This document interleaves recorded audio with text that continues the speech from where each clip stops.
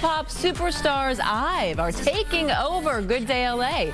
The 6-member girl group is joining us live to talk about their new album and a special announcement.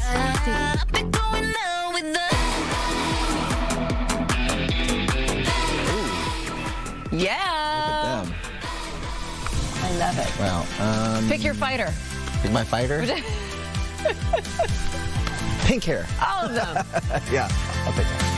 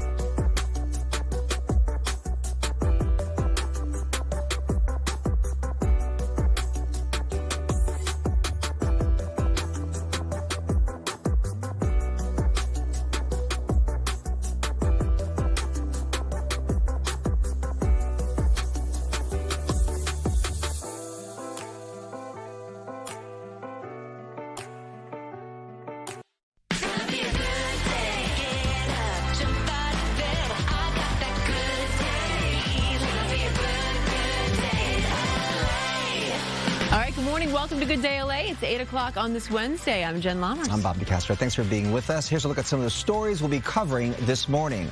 The woman accused of shooting Rihanna's home due in court this morning. We have a live report on her arraignment. And Iran says it has received a peace plan from the U.S., but it might come with a massive ultimatum. And more than 100 speed cameras may soon be going up around the city. Mario Ramirez will have more on that story. First, let's get to Maria with a check on the weather. Good morning. Good morning to you. And we are looking at some low clouds, a little bit of that marine layer, and even some fog out there, reducing some visibility slightly down to about 2 miles in Oxnard. Same for Burbank, about 3 miles in Torrance, about 4 miles in Los Alamitos. So bottom line, just be careful if you're heading out and you encounter some of that. Please slow down. Temperatures right now ranging from around 59 in Burbank, 56 in Woodland Hills, 58 in Corona.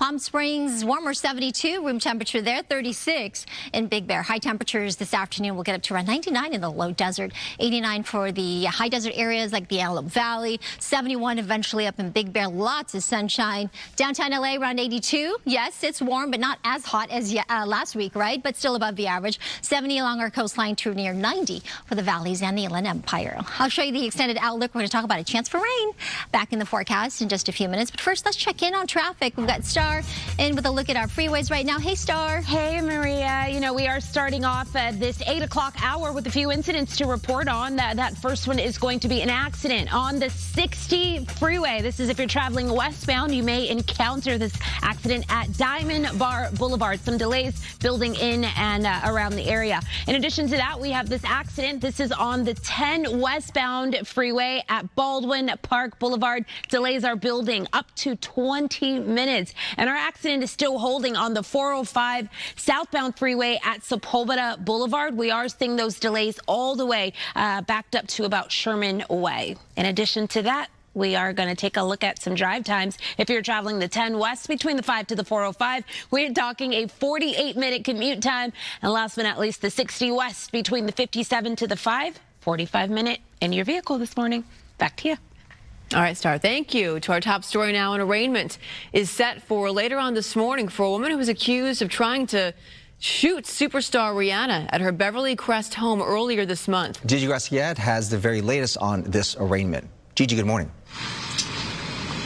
Good morning. The courtroom opens in about a half an hour. Unclear exactly when Ivana Lisette Ortiz is scheduled to face the judge. We should learn that in a short while. But take a look. She was in court earlier this month. The judge not allowing us to show you her image, but we have plenty of pictures from previous arrests in Florida. There you see her mugshots, and there are, of course, the dozens, if not hundreds, of videos she shared online.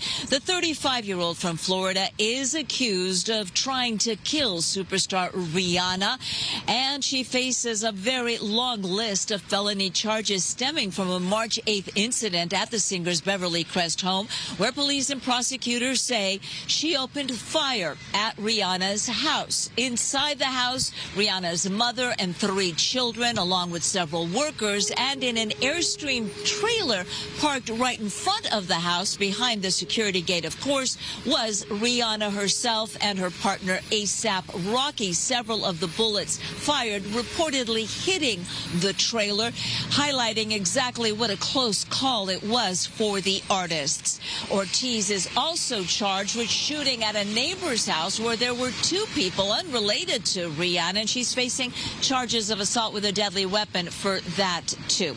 She remains behind bars as far as we know. Her bail was set at $1.875 million. Reporting live, I'm Gigi Garcia. Back to you. All right, Gigi, thank you. We have some breaking news this morning. We're hearing from Savannah Guthrie in her first sit-down interview since her 84-year-old mother, Nancy, went missing 55 days ago. This morning, the Today Show, where Guthrie is a co-host, released a small portion of an interview between Savannah and her close friend and his former co-host, Hoda Kotb. Someone needs to do the right thing. We are in agony. Yeah. We are in agony. It is unbearable. The Guthrie family is offering a $1 million reward for any information about the masked man believed to have abducted Nancy Guthrie from her home in Tucson, Arizona. Here are the latest headlines in the war with Iran. The U.S.'s 15-point peace plan was delivered to Iran by Pakistan. Iran's military scoffed at the diplomatic effort and launched more attacks on Israel and the Persian Gulf region. Human rights activists in Iran say nearly 3,300 people have been killed in the war, including more than 200 children. Overnight, an Iranian drone attack blew a fuel tank at Kuwait International Airport. Meantime, various media outlets are reporting that the Pentagon is about to order up to 5,000 U.S. troops to the Middle East. Obviously, the military has a plan to open the Straits of Hormuz by force and to keep it open. That is the reality of where we are. They gave us a present, and the present arrived today. And it was a very big present worth a tremendous amount of money. The president wouldn't offer any details about that present, only saying that it was oil and gas related. There's no word on when those U.S. troops will actually be deployed, if ever. We're learning new details, meantime, about the runway collision at LaGuardia Airport in New York. NTSB investigators believe the collision happened after multiple failures. Air traffic control audio shows the controller gave the fire truck the green light to pass as the plane was seconds away from landing. Investigators say 2 air traffic controllers were working at the time, and it's not clear how their responsibilities were divided up. The controller then frantically asked the truck to stop, but the crash happened just seconds later. Investigators believe a warning system could have prevented the crash, but the fire truck simply did not have one. Both pilots died, and a flight attendant was ejected from the plane, but survived.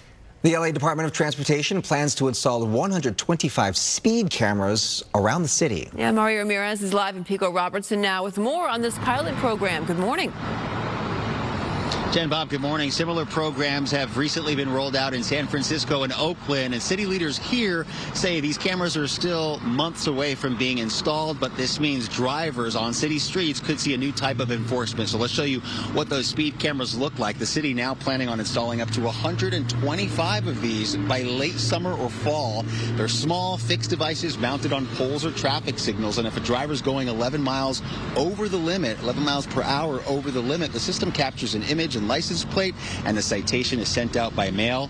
City officials say this is about safety first. Last year, nearly 300 people were killed in traffic collisions across the city, with more than half of those being pedestrians. That's according to the LAPD. And we talked to drivers here about this 5-year pilot program being rolled out in LA. We used to have that in the city, and it caused an uproar. So they got smart, and eventually they took it down. But I think LA is really willing to do whatever it can to make money at this point with all the broken roads and all the homeless, and it's just another trick to get people to pay more money. It's a good idea to catch people driving at a very high speed, and they can enforce it, and they can also get footage of it directly. And I think it'll also heighten people's senses, and people will take speed and accountability more seriously. The city of LA has used traffic cameras before at about 30 intersections, but those were red light cameras shut down in 2011 after losing money and being hard to enforce. Now, these new cameras target speeding, which we've seen plenty of this morning, and we want to show you a look at where they're expected to be installed. Map showing this citywide plan stretching from the San Fernando Valley through central LA into the west side and down through South LA, also the harbor area. The locations based on data, targeting streets with high speeds, frequent crashes, and heavy pedestrian traffic. Now, coming back out to our live shot right here at Pico and La Cienega, this intersection, expected to see one of those speed cameras. A busy stretch of road, constant traffic flow here. The city hasn't said exactly how much money these cameras could bring in, but it'll cost the city an estimated $6.5 million to operate the program. For now, live in Pico Robertson this morning, I'm Mario Ramirez. Back to you. All right, Mario, thank you. So still ahead, we've been talking about long TSA lines, airport chaos all week long. We're going to have an expert with us. He has some easy tips on how to keep your travel smooth. Also coming up, robots taking over streets in Whittier. No, they're not delivering food. We'll tell you what they're actually doing. Let's get to Stu with a look at your morning commute. Hey, everybody. Good morning. Yeah, the sun's starting to come up. The sky's still cloudy at Van Nuys. Skyfox still on the ground, but you probably still need to go where you need to go. Skyfox traffic is brought to us by My Home Sold. So right now, let's take a look at some traffic hotspots. Hello, I'm Adrian Hernandez with MyHomeSold.com, and we want to buy your house cash. We'll give you a cash offer for your house today. Sell your house the easy way with no commissions, no fees, no repairs. For free, no obligation cash offer. Go to MyHomeSold.com.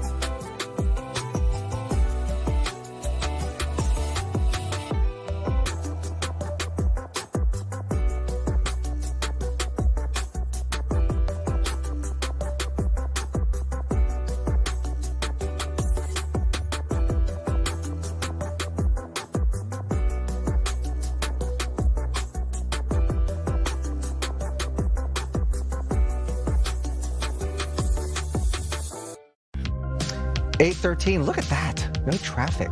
Wow. At LAX. I think it's like, you know, they have the busy Smooth times sailing. like, till like 6 or 7, and then like around noontime, and then, you know, Right. We're in a lull right now. We're in a lull. It's more time for you to spend in the lounge. If you're a Sky Miles member. That's right. There's criticism this morning about USC canceling last night's California gubernatorial debate. That debate was expected to only feature the top 6 candidates based on polling and fundraising numbers. The criteria left 4 candidates of color off the debate stage. There were no candidates of color invited. It drew criticism from both candidates who made the cut and those who didn't. It was cancelled within 24 hours of the debate happening. And if you actually look at why this happened, it was cancelled by the Democrats in the state legislature.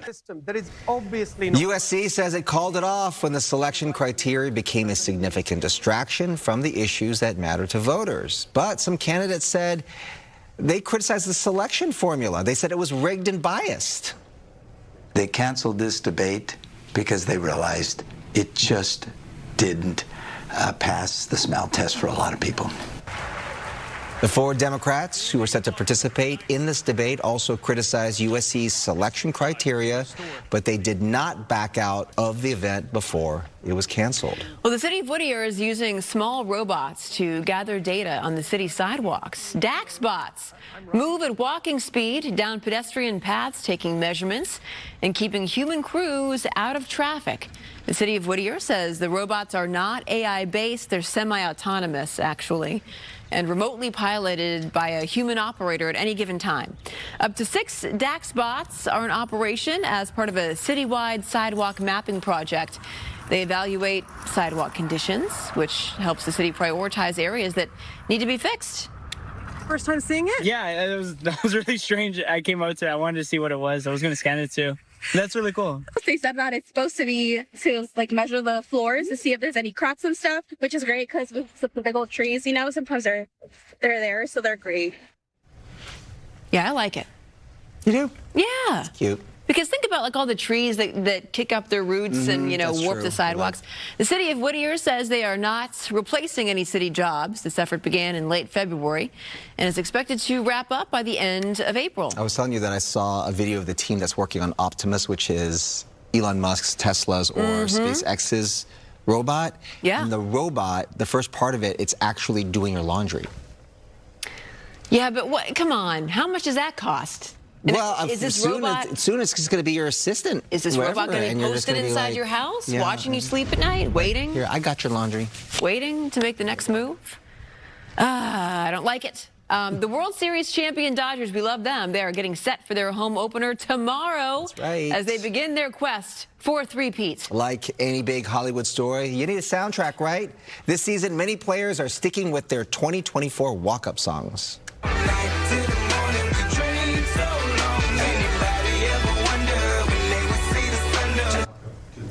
When Shohei Ohtani steps up to the plate, you're going to hear "The Show Goes On" by Lupe Fiasco. This song became a popular anthem during his debut year with the team in 2024.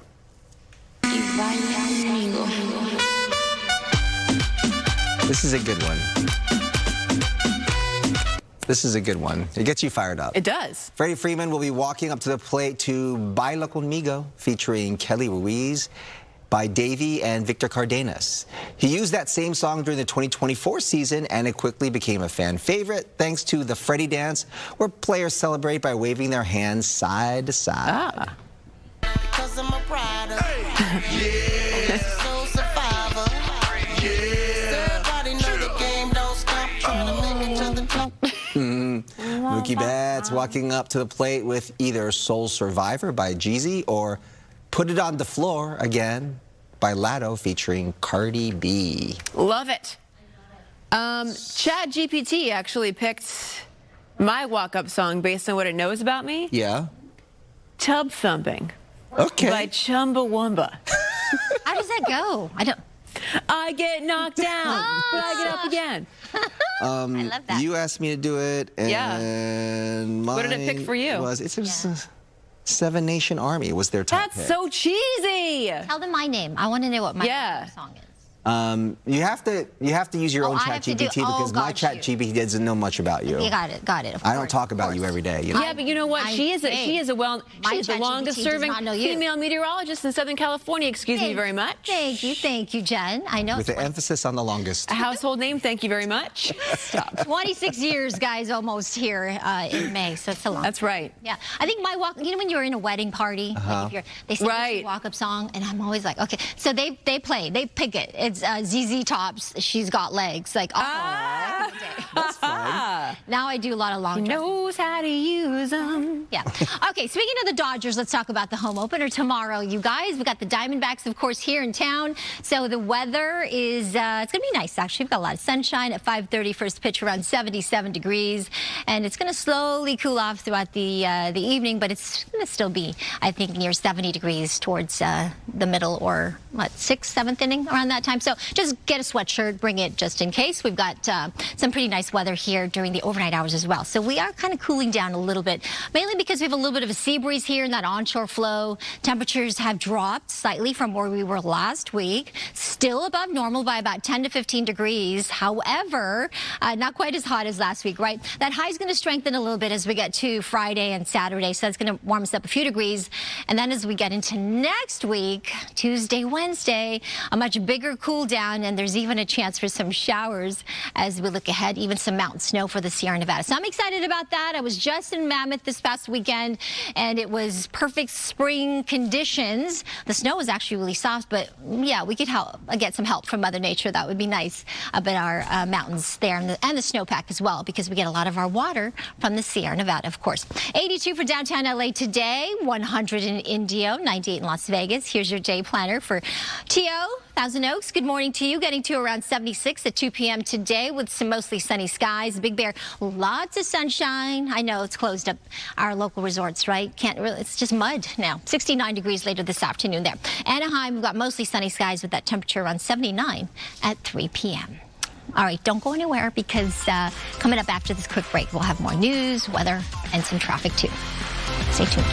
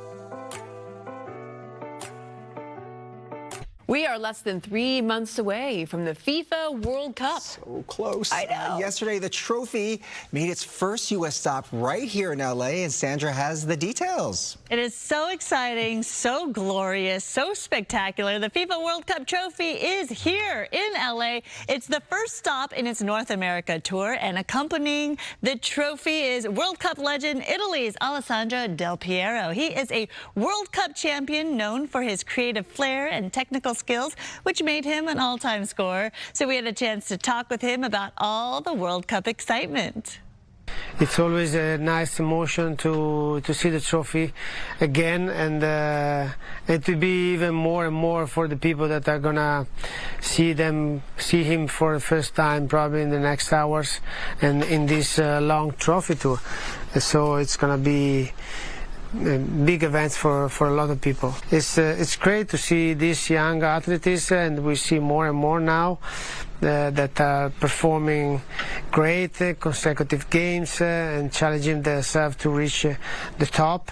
So it's always a great to see the football even in this moment, in these days. That's right, and we're going to see all the action in June. That's when the tournament starts, of course. But the trophy will be here today at LA Live. You can enter for a free ticket to see the 14-inch gold statue. It's worth more than $400,000. So go see it in person if you can. You can register for those free tickets on Coca-Cola's website. Back to you guys. Don't we know people? Can't we just bring it here into the studio for a quick minute? I wish.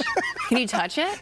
Yeah, no, you could take a picture with it, but keep in mind, even the team that wins it, which is Argentina, was the last World Cup winners, they don't even get to hold and keep the real thing. They get a replica after the fact. Whoa. The real statue stays in a museum in Zurich, Switzerland. Whoa. So yes, it is. Meanwhile, the Stanley Cup, you can like drink out of it. Right. Yeah, exactly. Yeah. Wow. All right. Thank you, Sandra. You got it. So still ahead, it's prom season, and Coco is downtown, where dozens of teens are getting help finding the perfect dress. Good morning. Hi, Coco. Good morning. Hi, and so many dresses to choose from for those teens. We'll tell you more about the prom day event from the Assistance League of Los Angeles and why it's so important.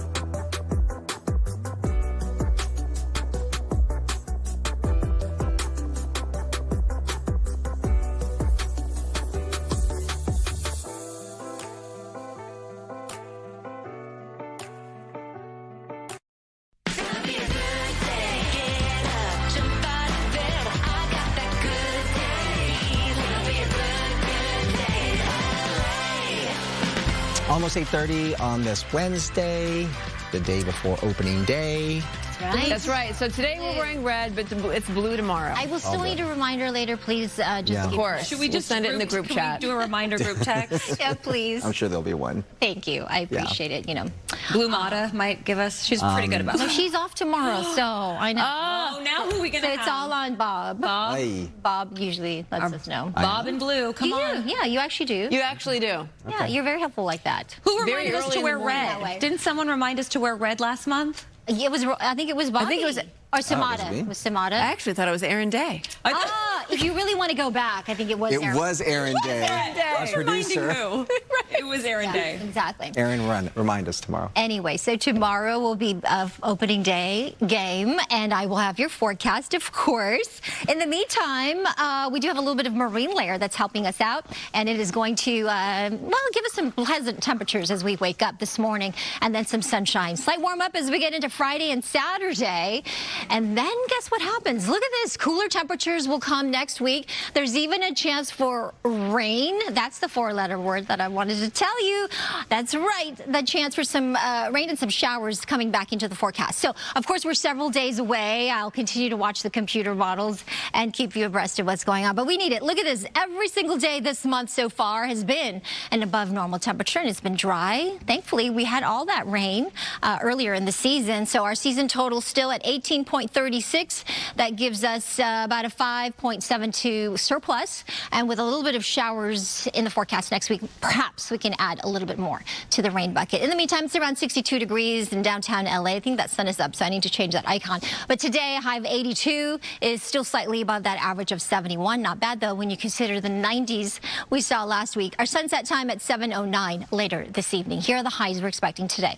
91 in San Bernardino, 88 Ontario, still pretty hot inland, 90 in Woodland Hills. But along the coast, we've got that nice sea breeze. 70 in Santa Monica and Oxnard, 69 in Huntington Beach, to around 99 in Palm Springs. All right, I'll show you the 70 forecast in just a few moments. But first, let's check in on traffic. Star's looking at all our freeways and letting you know where some of the problems are. Hey, Star. Hey there, Maria. You know, we have had some problems across our roadways most of the morning, but we're starting to see things get a little bit better. I do want to bring you back to this accident. It is on the 60 westbound freeway at Diamond Bar Boulevard, causing delays in and around the area. So, of course, maybe an alternative route or just avoid the area altogether if you can. That accident on the 10 westbound freeway is still holding at Baldwin Park Boulevard. Some orange and yellow building in, just letting us know that the delays are there as well. The 10 West Freeway between the 5 to the 405, we are looking at a 40-minute drive time for you.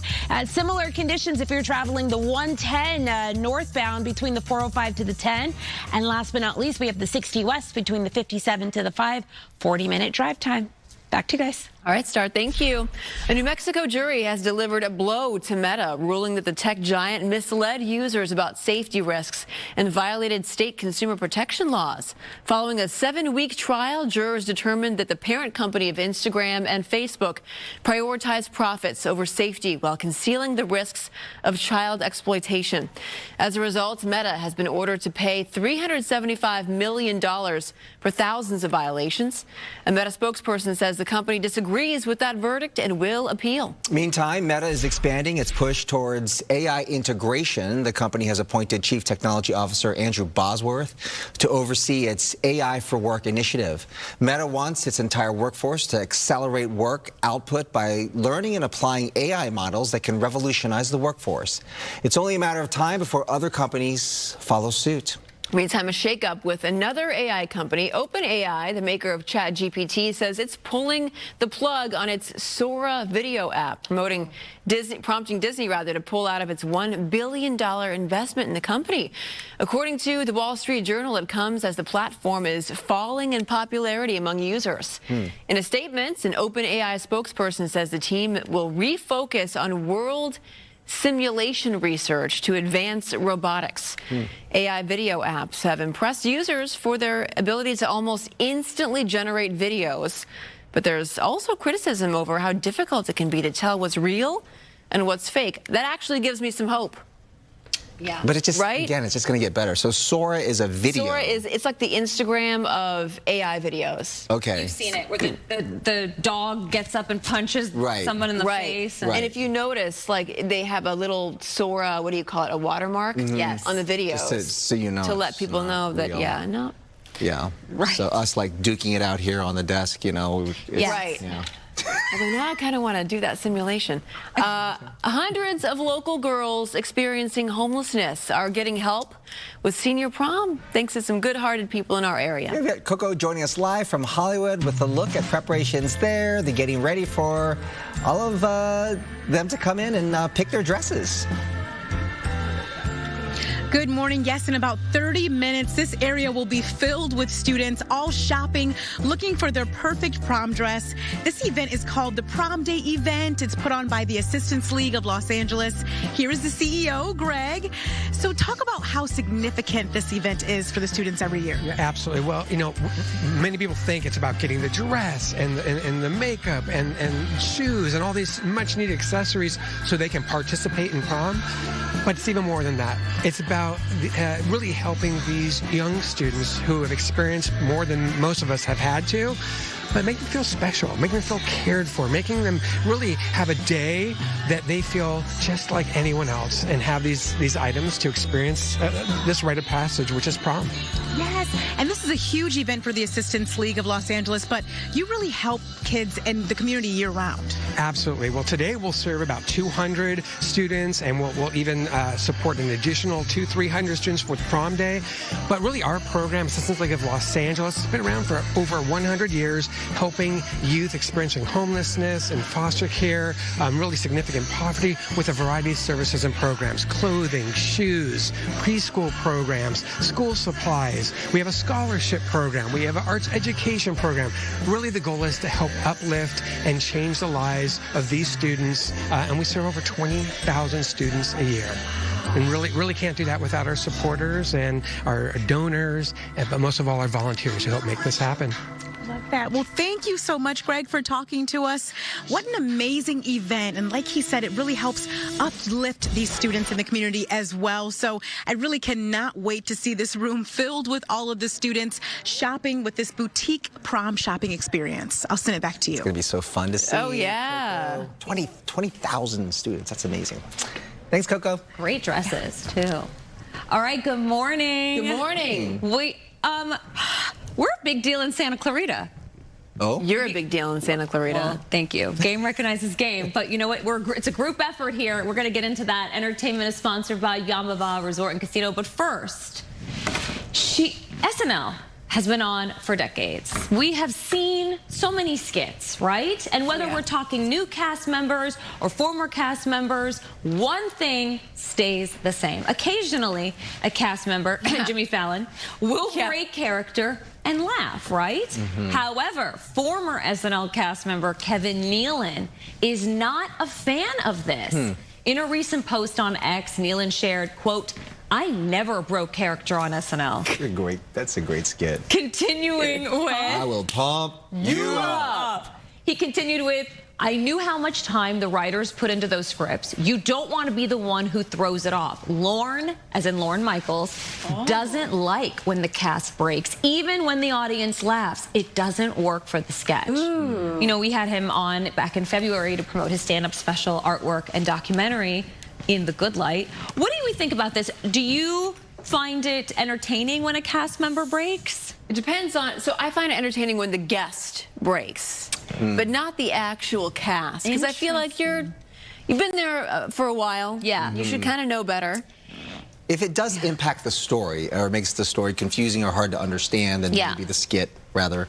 But I feel like they've been doing this since the very beginning. I mean, I don't like Chevy Chase or Jim Belushi breaking character just to laugh or it's goof human. off or something. Yeah. It's human. When Kate McKinnon was on and Ryan Gosling. It's not a movie. Yeah, and Kate McKinnon was like, "And those aliens came down," and Ryan Gosling was going, Yeah, it's or almost like Chris improv, Farley, you know what I mean? The Van by the River. Chris Farley, Van by the River. Yeah, and they were breaking because it was so, Christina Applegate. Yeah. So funny. So How funny. could you not? How could you not? David Spade was in that skit. It was classic. Okay, let's get to Santa Clarita. Yes, we can, Yin Country. 2 days ago, the city of Santa Clarita shared a viral post that was urging residents to stop at red lights. They presented it in a very dramatic way, almost like they had to address an issue. Well, you can't spell Valencia without CIA, and I was on the case to find out who their social media manager is. You can't spell Saugus without us. And Santa Clarita and Good Day LA make a good team. It's a new day, New Hall. Here's the follow-up that they posted yesterday. They said, addressing a story that aired on Good Day LA. Yesterday, morning anchor Amanda Salas shared a story that deeply impacted the city of Santa Clarita, and we want to clarify some of the things that were stated about the city. Now, what did I say? Swipe. We want to be very transparent and upfront. We agree that the city's social media team does indeed deserve a raise. They do. Yeah. And we yes, agree. we really want attention. And yes, we really want people to stop for red lights. Thank you for shedding light on this very important matter. It's the period punctuation. It is. And I like the shedding light. Nice, nice play on words. And since you're here, check out another post that wasn't deleted, and it is, if everyone could slow down and stop running red lights, that would be great. That's hilarious. Wow. They're brilliant over there. Yeah, thank you for your attention to this matter, and we still encourage everyone to slow down, drive safe, and stop for red lights. Yeah. Yeah, the city of Santa Clarita. We too endorse that message. We do. They are being very strategic, very playful, but it is a serious matter, and a lot of the residents were commenting under it, enjoying the levity, but also saying, I guess it really is an issue over there. Yeah. With red lights. Have you actually talked to an actual person on the other end, or are you just doing this through social media? Thank you for asking. Yesterday, I did get an official email from somebody. Okay. Stay tuned, because we may be doing something together. Oh. But I also want to thank the city of Santa Clarita's Espanol page. Yeah, Ciudad de Santa Clarita followed me as well. So thank you. And if you are watching us from Santa Clarita, we see you, and please stop at red lights. And slow down. Slow down. Yes. Okay, so last hour we asked you, what's your biggest fear? So far, it's creepy crawlies. I would have to agree with that. What did you guys say? I would say public speaking. Which is so... I know. It's weird. I know. agree with you. I have a public speaking issue. Yep. Big phobia. I don't care about this. No. Because and this is as public as it one gets. person in our studio right now. Hello, and we love you. But right? We don't see but getting on a stage. so many eyeballs on us. Wow. Stop looking at me. That's right. Okay. Stop staring. Hey, guess what? Put on your lab coat, because science just got a whole lot more fun. So says Brooke. She's live in downtown at the Drunken Laboratory. Good morning. Okay, this is wild, okay? It is science and sip. Professor Ryan is coming to the stage right now, but this is a really cool experience. It lasts about an hour and a half. You come with your friends, you sip a little, but you actually do real science experiments, which is why I'm going to go put on a lab coat. Can you hold this for me really quick? I would love to. I'm going to get suited up. I think you all need goggles, friends. Yes, goggles. Put them on, get them ready. Are we ready? Yeah, and you said that I need to cover my hair a little. Right? Yes, tuck it back into the lab coat. This is highly saturated hydrogen peroxide. It's not your mother's hydrogen peroxide. Okay, I wouldn't It's very strong stuff. Okay, I'm going to put it right, okay. Yes. That looks good enough, right? Very sciencey. Okay. Yeah, and you'll want to maybe button that up a little bit. Oh, my goodness. Okay, well, can you tell me what the Drunken Lab is while I get buttoned up? Yes, the Drunken Laboratory is the world's first science and sip fully immersive experience. Okay. Right? And who doesn't love a fully immersive experience, right? I thought you were going to say who doesn't love a sip, and I was well, okay, yeah. No, we our guests become scientists for the night. We give them lab coats, goggles, and we lead them through actual science experiments while we serve delicious cocktails, play amazing music. There's karaoke, there's trivia, little comedy. We have a well-rounded curriculum here. I love this. Okay, so Professor, we are going to do a little. Is this right? Okay, should I put my goggles on? Experiment called Pyrotechnics 101. And this is really a bit of a sample of how this works when you come in. This is actual science with actual chemicals. We're using potassium permanganate and, again, highly saturated hydrogen peroxide, and we're going to create an exothermic reaction, which releases heat. Okay, I'm a little nervous. Do I need gloves or? Yes, you got a glove up. Oh, okay. I should have. Yeah. Okay. I'll hold this. You glove up. Are you guys gloved up? Glove up. Oh, they're gloved up. They are ready. We've got about a minute left. What's the reaction from people? Because you started this in New York, right? A few years back, and now you're in Houston, Miami, Atlanta, and here in Los Angeles. And I've seen the videos. It looks fun. Yes, no. A young woman named Courtney Nelson actually started it in 2019 in New York as a pop-up for kids. I know, right? And she noticed that the parents were having so much fun that in addition to the Fun Lab, which is for kids that we still do, she invented Science and SIP University. I love this. Okay, so let's... Okay. All right, here we go. Now... Oh, you're going to hold it? Okay. Yeah, of course I'm going to hold it. Are you ready? Are we ready? All right, now here's what's going to happen. You've got 2.5 milliliters of potassium permanganate in the small measuring cup, and we're going to combine it with the hydrogen peroxide in the Erlenmeyer flask, and we're going to create an exothermic reaction. Everybody make sure they lean back. All right, I'm going to count us down. In 1, 2, 3, 4, yes! Whoa. Right? Feel the flask. Feel how hot it is. Feel that flask. Feel it. See how hot that is? While drinking? Yes. Isn't that amazing? I'm a little confused. Yes. I'm a little confused. That's scary. Okay. You just created science. We'll have to get back to her. Oh, that's scary. Oh. You're a trooper, Brooke. She's a scientist. It's a Good mess, job. but we love Scientist. Thanks, Brooke. Whoa. Hold on to your Bunsen burners. All right, coming up. Chaos at airports nationwide, lots of long lines, travelers waiting up to 6 hours in some TSA security lines. So to help make sense of all this madness, we have a travel expert joining us from the Points Guy after the break with tips on your next trip. First, let's get to Styer with some tips on our local traffic. Hey there. Hey there. Good morning and happy Wednesday. Your Good Day LA traffic is sponsored by the law offices of Jacob Armani and calljacob.com. We do still have those two issues on our roadways. One of those is going to be holding at the 60 westbound. This is an accident at Diamond Bar Boulevard. We do show some yellow, so those delays are improving. Secondary, this accident on the 10 westbound freeway at Baldwin Park Boulevard. Also looking at about a 15 to 20 minute drive time commute. Now, here's a look at some of your other traffic hotspots. I looked up and just ran. Maybe we need to seek somebody who does have the expertise to be able to guide us through the process. If you're getting to an accident, you're in good hands by dealing with Jacob and Ron. Call Jacob.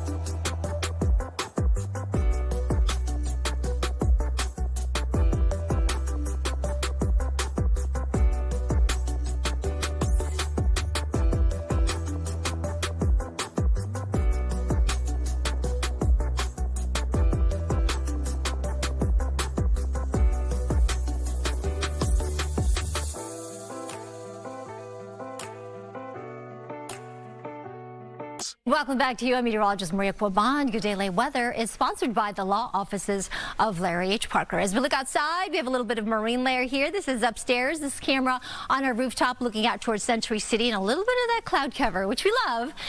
You can see it's kind of showing up here on our satellite radar pictures, giving us a little bit of the nicer sea breeze. Temperatures are still going to be warm, 10 to 15 degrees above normal, but it is going to be even warmer again as we get to Friday and Saturday before a bigger cool down arrives next week, Tuesday into Wednesday. A chance for some showers. Imagine that. It's been so long. I'll keep you posted as we get closer. In the meantime, if you're headed to the coast, 67 to 70 there on the sand with surf heights 1 to 2, maybe 1 to 3 feet from Ventura County beaches south into Orange County, San Diego. Here's our 70 forecast as we stay in the 70s through really Saturday and Sunday in the mid 70s, and then we get down to around 71 on Tuesday with that 20%, 30% chance for showers.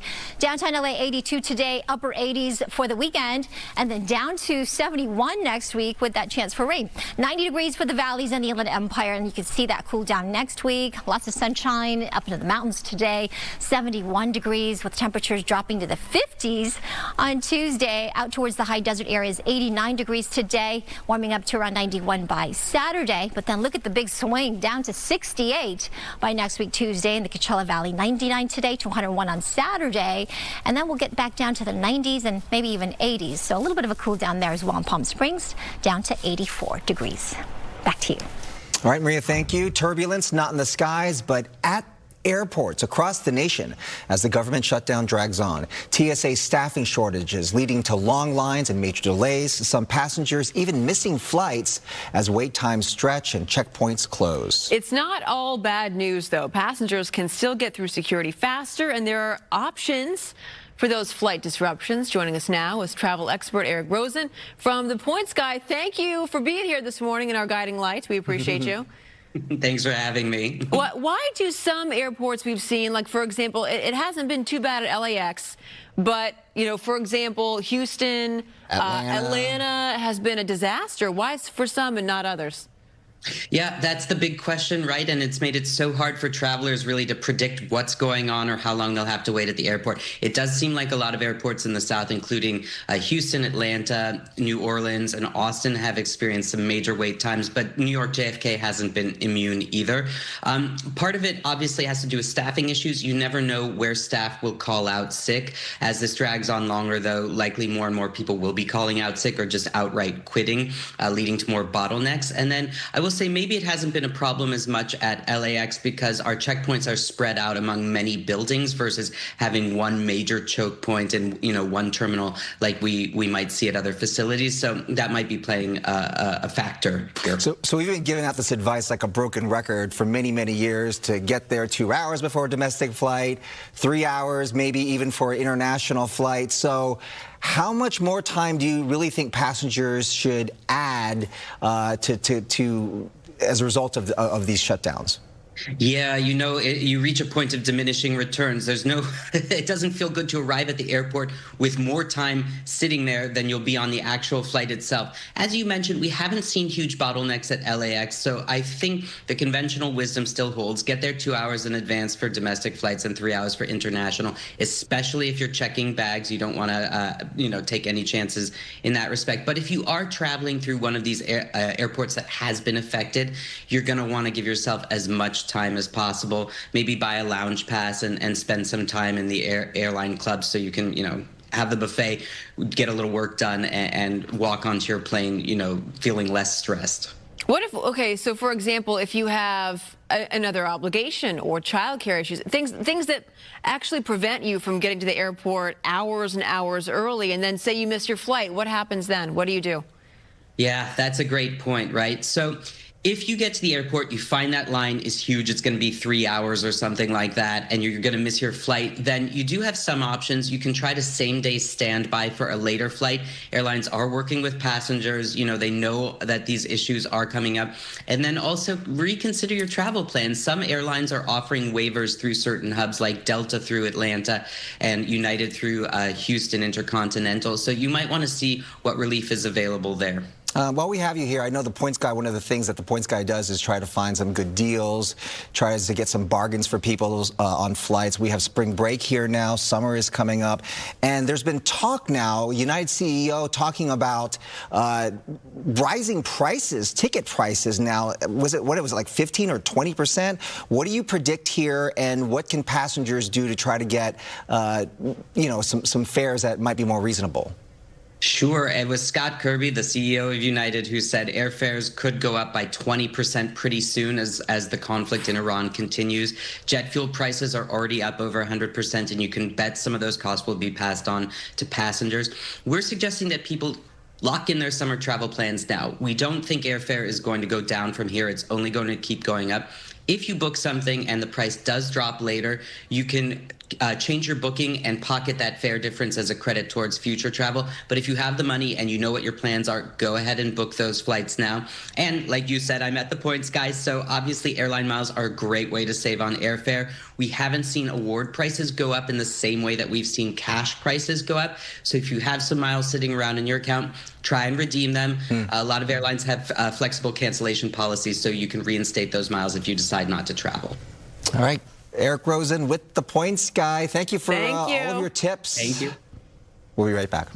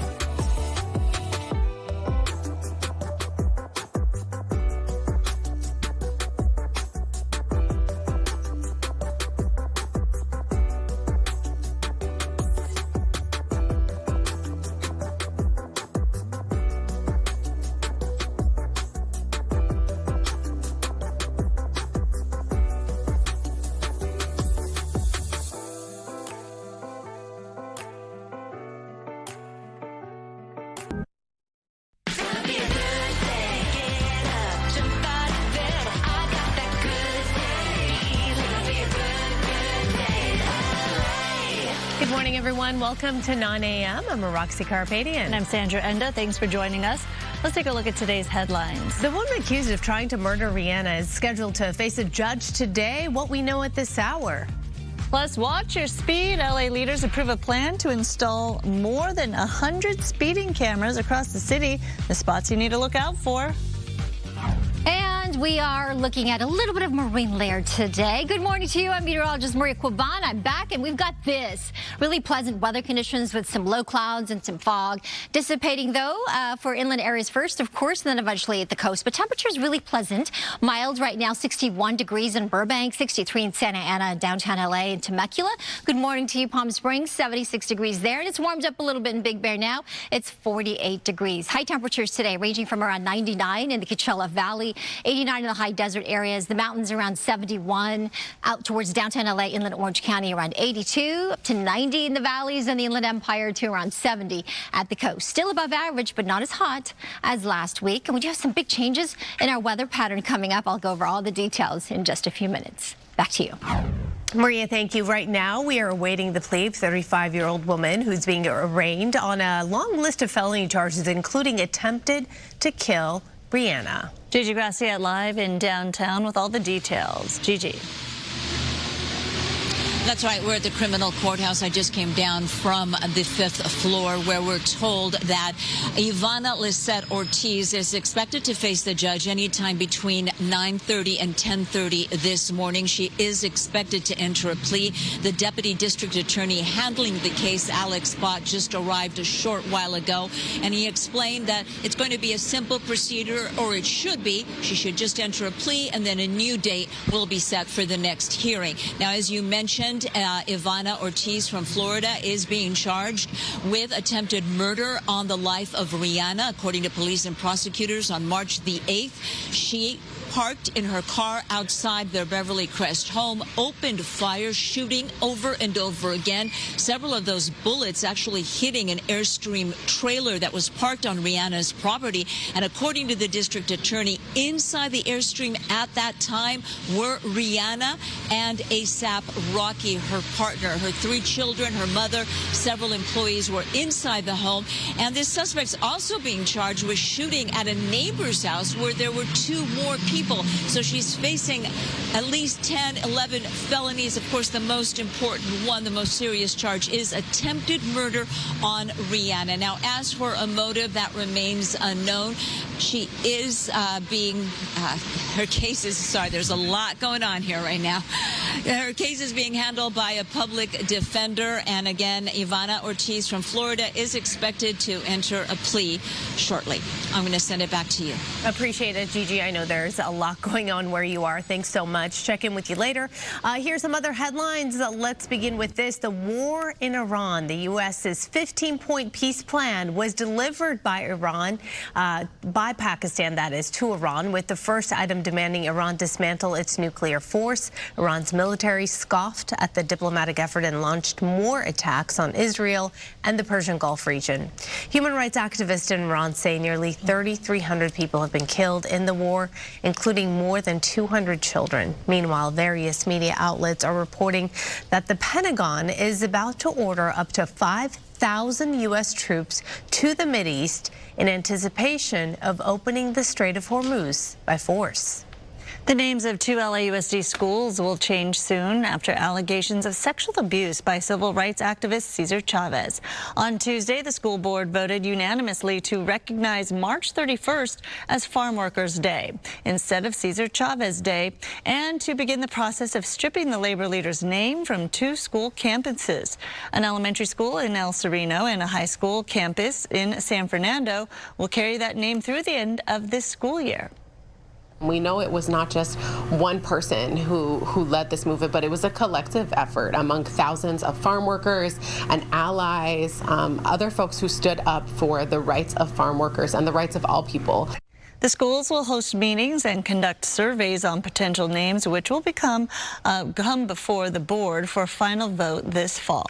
Crews in hazmat gear started cleaning up a South LA storm drain where homeless people have been using as an underground home. That cleanup follows Fox 11's exclusive report on Monday, which showed homeless woman emerging from a storm drain in the Broadway, Manchester area. The mayor's office saying that the homeless there are being offered resources, but the problem stretches for miles. Just down the road in the South Park area, it was apparent more homeless were living in storm drains, and the area residents there fear for their safety. The retaliation, stuff like that, you never know. It's probably like a little city or something down there. There's, yeah, people constantly just coming up and down. It's not clear how many homeless in the area have accepted the city's offer of shelter and other services. All right, so you'll definitely want to ease off the gas as you drive through LA. Yeah, the LA Department of Transportation planning to install 125 speed cameras. This is around the city. Mario joining us in Pico Robertson with more on the pilot program. Mario.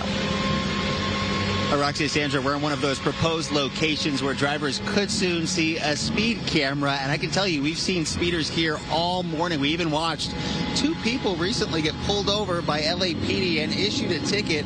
And that is why residents call this area, Pico and La Cienega, a trouble spot.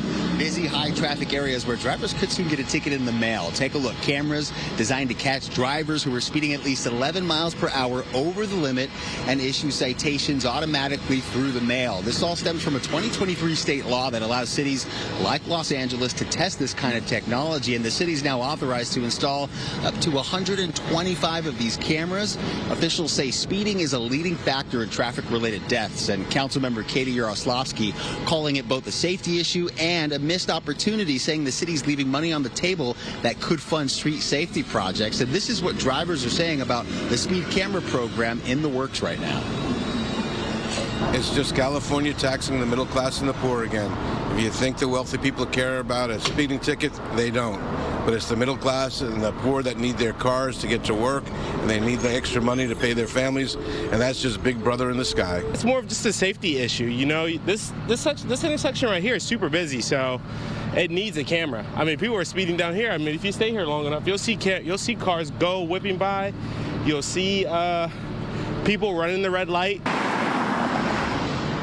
Yeah, again, this morning here at Pico and La Cienega, we saw several drivers going over the speed limit, drivers that could get a ticket in the mail once these cameras are up and running, but there will be a 60-day warning period before those tickets are issued. And now we want to show you a map, a citywide rollout, exactly where those cameras are expected to be installed, from the San Fernando Valley through Hollywood and downtown, across the west side and down into South LA and the harbor area. You can see clusters in busy, high traffic zones near major streets, freeways, and areas with the history of crashes, and city leaders say these locations are data-driven, targeting where speeding and fatal collisions are most common. Meanwhile, back out here live, the 5-year pilot program managed by the LA Department of Transportation. It's expected to roll out in late summer or fall of this year, and it follows similar programs that have been rolled out recently in place right now in San Francisco and Oakland. For now, live in Pico Robertson this morning, I'm Mario Ramirez. I'll send it back to you. All right, be careful out there, that's for sure. Thank you, Mario.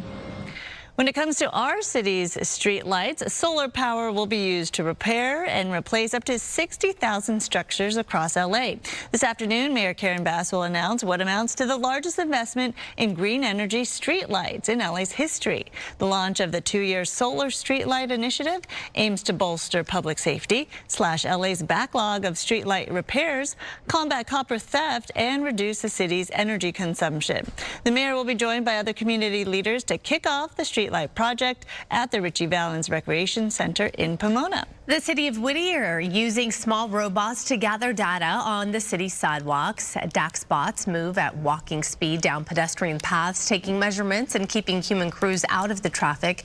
The city of Whittier is saying the robots are not AI-based. They are semi-autonomous and remotely piloted by a human operator at any given time. Up to 6 DAC bots are in operation as part of a citywide sidewalk-mapping project that evaluates sidewalk conditions, which then helps city prioritize areas that need fixing. First time seeing it? Yeah, that was really strange. I came out to it. I wanted to see what it was. I was going to scan it too. That's really cool. They said that it's supposed to be to like measure the floors to see if there's any cracks and stuff, which is great because with the big old trees, sometimes they're there, so they're great. This follows the city of Irvine's announcement saying it would also deploy robots to inspect curb ramps and sidewalks. Whittier's bots will be taken off the streets by the end of April. That's super cool.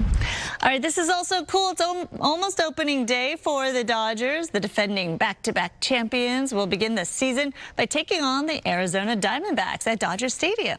The game starts at 5:30 tomorrow evening. The Dodgers will unveil their 2025 World Series championship flag before the game. And the championship ring ceremony will be before Friday evening's game. But ahead of all of that, a protest and rally will be held this morning right outside of Dodger Stadium at Vince Scully entrance.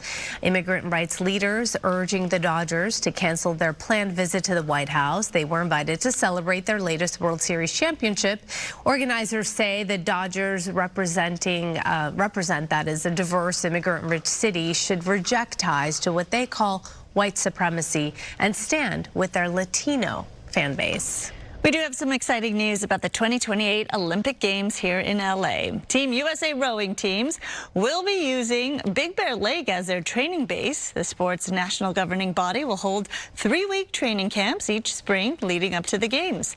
Big Bear is above the altitude threshold of 6,500 feet, so experts say that is going to give them a little athletic boost in performance with altitude training. The 2028 rowing competition will take place at Long Beach Marina Stadium. Very nice. All right. 9/11 almost here. Coming up, Amanda's got your entertainment headlines after the break, including the big names appearing at this year's iHeartRadio Music Awards. But first, to check on traffic. And Good Day LA Traffic is brought to you by DTLA Law Group Accident and Injury Attorneys. A look at our real-time traffic map here and zooming into one of our live traffic cameras. This is the eastbound 91. Cars coming at you here on the left-hand side of your screen going eastbound. Westbound, a little bit slower, but at least it is moving nicely there. As we take a look at our drive times, this is going in and out of downtown LA. Let's go to the westbound 10 freeway. This is going towards Santa Monica out of downtown.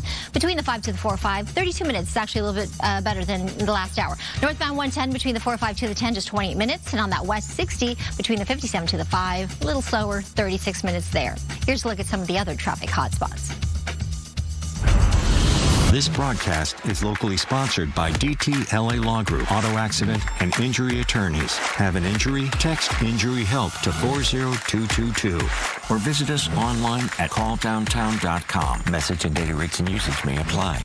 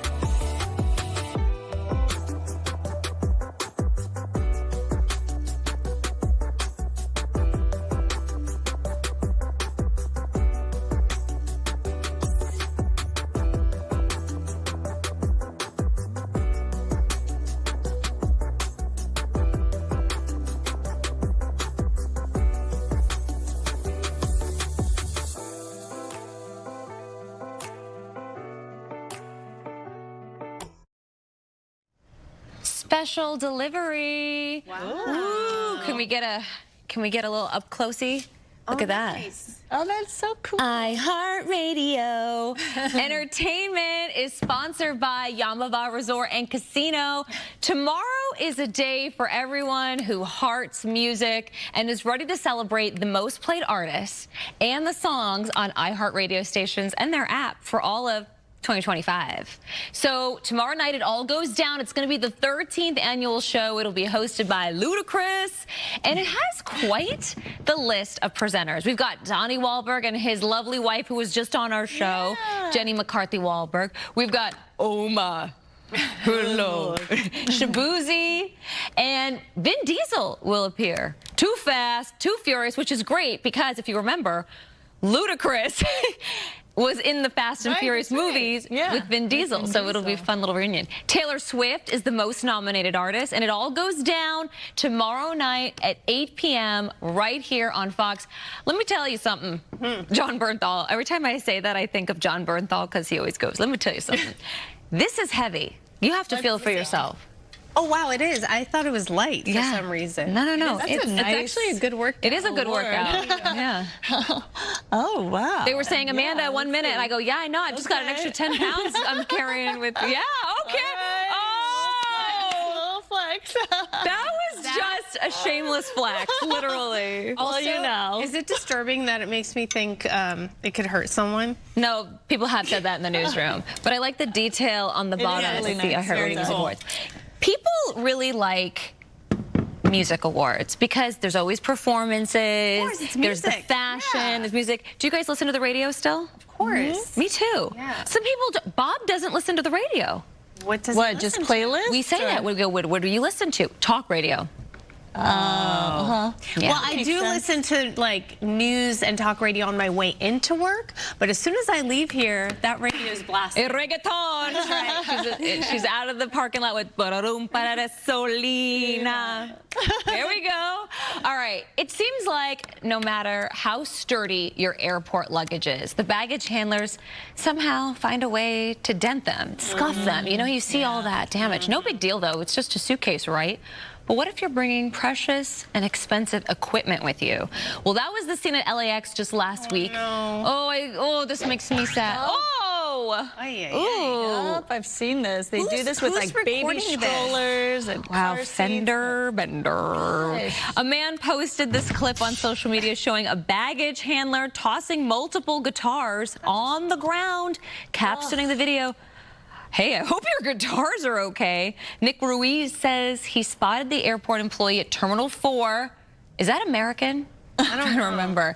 Creating a pile of expensive instruments on the tarmac. The clip instantly went viral. Thousands of people obviously criticizing this employee and demanding he be fired. One person saying, "I don't care if it's a $100 guitar or a $5,000 guitar. Be respectful of others' property." We've reached out to LAX for comment. But they do that with suitcases too, baby carriers, car seats. Golf clubs. Suitcases, I think, is a given. But also, I hope those had fragile tags on them, because I wonder if they really do treat those fragile luggages. Do you know where my heart goes? I hope they don't treat the pets like that. Oh, you know, they're in the carriers. Yeah, I'm hoping that that's a separate, very dainty and careful. Wait, with the pet. so this was in plain sight, basically. Wow. Yeah, from his right. Oh, so yeah, imagine what they're doing when it's not in plain sight. You don't watch them load the plane when you're sitting there? No, I watch. I'm chasing my kids around. Most of the time now, I don't check my bags if I don't have to. Right. I like to just carry on and carry on. Yeah. That's right. That's right. Totally. But I will say they've gotten more entertaining with the security standpoints. So they have headsets now and they go, put your keys, put your phone, and leave it alone. Step back, and get your pet. What line is that? Oh, they're like starting to do like a 2-drink minimum routine. I should really pay more attention. It was funny. TSA. Oh. No way. Hey. Oh. You're making that. Okay, I made up the last one. TSA. Oh. Okay, they should do that. They should. You're welcome. Yeah.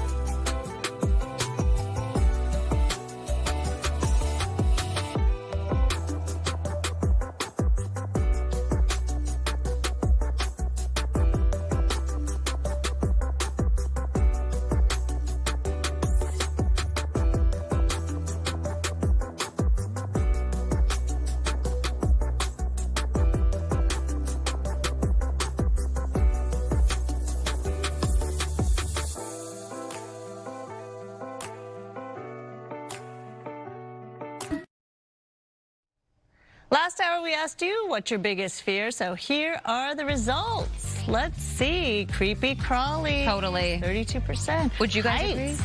Wow. You don't have that fear. Over public speaking. Interesting. Heights. Okay. What's your fear? It's not on that list. Are you serious? What is it? No, gosh, out of this list, I guess creepy crawlies. Oh. Because the other three are not that You're bad. not afraid of heights? She jumped down the scaled building. down the building. I know, but she was held. I jumped She off jumped out of a plane. All right, that's true. That was fun. Yeah. I'd do it again. Yeah, for me, it's definitely public speaking. And do you know that what I'm doing today? What? Yeah, do you know what I'm doing today? I'm doing to like 250 people. Yeah, at a luncheon, and I'm so nervous already. Wow. I'll tell you what to do right before. Okay, tell me. Does it involve alcohol? Yes. No, listen, for us, there's only, 2 or 3 people, basically, on the set. So And they're not listening. No, they could care less about what we're saying. I would love a live audience. So this is why I get a little nervous. Good morning to you. All right, let's talk about weather, because right now we're taking a live look outside. We've got a little bit of weather, a little cloud cover here in Redondo, which is nice. The marine layer is back. We love it. It does help to mitigate fire danger as well. Good Day LA weather is sponsored by Pechanga Resort Casinos. We've got this area of high pressure, which is sort of just a little bit to our south and southeast, enough where we can get some of that onshore flow, right? So along the coast, you're definitely feeling that sea breeze. We're going to get those temperatures back up this afternoon. It'll be warm, 10 to 15 degrees above average as we get into the end of the week. However, not as hot as last week, right? So that high will strengthen a tiny bit as we get to Friday and Saturday. And then as we get into next week, could be a big major pattern change as we look for an area of low pressure to come in that could give us not just cooler temperatures, but a good chance for some showers next week, Tuesday, Wednesday. In the meantime, today dry, 82 for downtown, 100 in Indio. As we look at our day planner for Thousand Oaks, lots of sunshine. Those temperatures getting up to around 76 later this afternoon. Back to you. All right, Maria, thank you so much. All right, ladies, a story here for you. The U.S. is taking another shot at establishing civilization on other planets. First, though, it starts with the moon, okay? So for the first time in more than 50 years, Americans are headed back. NASA's Artemis 2 mission is set to launch next week. I'm about to sneeze, Sandra. Oh. Sending 4 astronauts on a 10-day trip around the moon, the longest trip humans have traveled in space since Apollo. And while they won't land on the lunar surface, they could land in the history books. The agency's ultimate goal is to build a full-fledged nuclear-powered lunar base. NASA also planning a $20 billion moon base and says these missions could help pave the way for travel to Mars in 2028. So have no fear, Sandra Endo, would you go? I would go. Yeah, I think you wouldn't go. You guys wouldn't go to I Mars? would not be the first to take that mission. No, I wouldn't be the first. I would not want to, be a guinea pig. Yeah, basically. I'd like to go to the Maldives first. That's on my list. Yeah, there's so many places. Right? Have you been to Australia? Yeah. See? Yeah, I'd like to go there. Yeah. Some places on planet Earth. But no, if someone gave you a chance to go on a trip to Mars, let's say it's been tried and true, tested, everything's safe, you wouldn't go? No, you know why? I'll tell you why. It's not about even the safety. I'm claustrophobic, and I can't handle. What if it's a big, giant? How nice big? Ship? How big? How big are Carnival we talking? Cruise Line to Mars? Like, what are we talking about? I can't be strapped into a small, confined space. Okay. I will literally die. But let me show you something. But you could. Our producer. Wow! Our producer Jasmine said, I look like I'm dressed to be on The Bachelorette. So we asked ChatGPT, hey, make me a contestant. And they are looking for a new Bachelorette, aren't they? Well, do you see that ring on my finger? I'm not that available. Problem. Ladies, we're working on your images. Oh, gosh. Coming up. Okay, but what would your tagline be? Because, they always are like, I'm a Roxy, I'm a news anchor. For fun, I like to drink wine. For fun, I like to drink margaritas. Drink wine, flip tires. Split tires? Flip tires! Slash tires. It's going around. You flipped a tire at your personal training session. Just like you. Does it? Yeah. It actually does. No way. Thanks.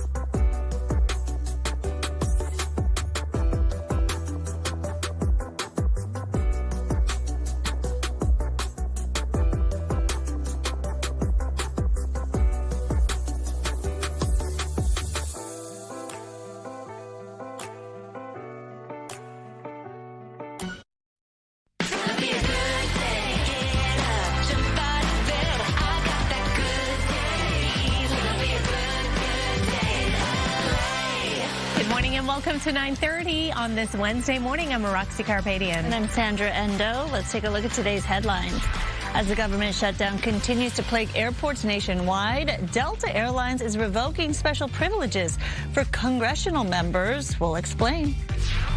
Plus, finding beauty in difficult situations, how one organization is helping girls experience homelessness by getting glammed up for prom. And World Cup fever is taking over LA in many ways, including art. I'll take you inside a one-of-a-kind exhibit bringing iconic soccer moments to life. But first, check on weather.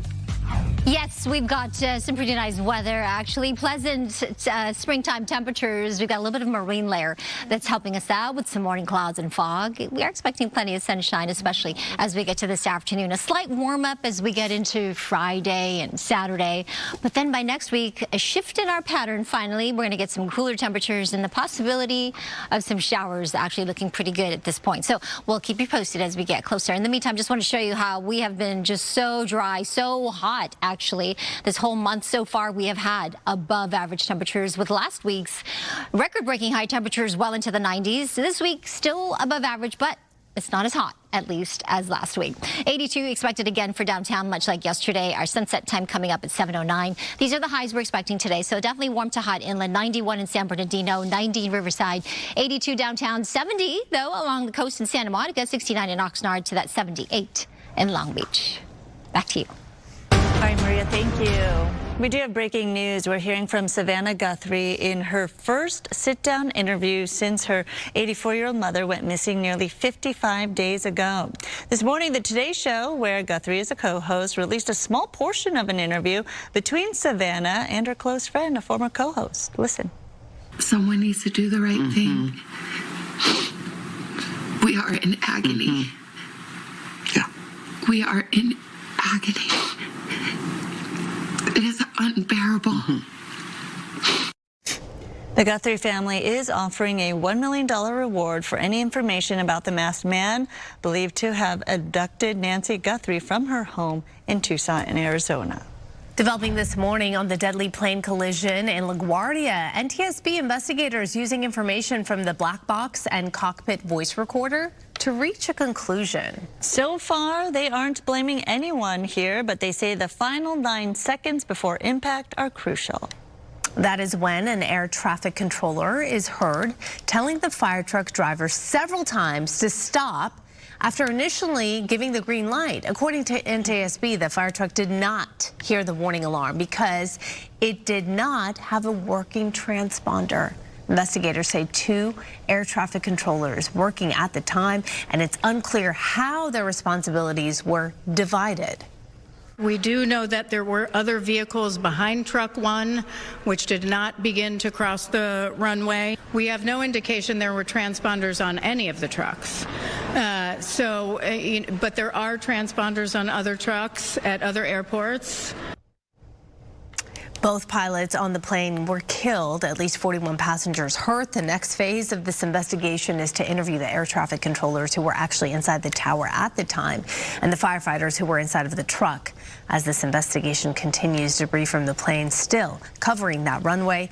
It is unlikely that, it is likely that it is going to stay closed until this Friday. A major airline plans to add more planes to its lineup in an effort to focus on high-quality flying.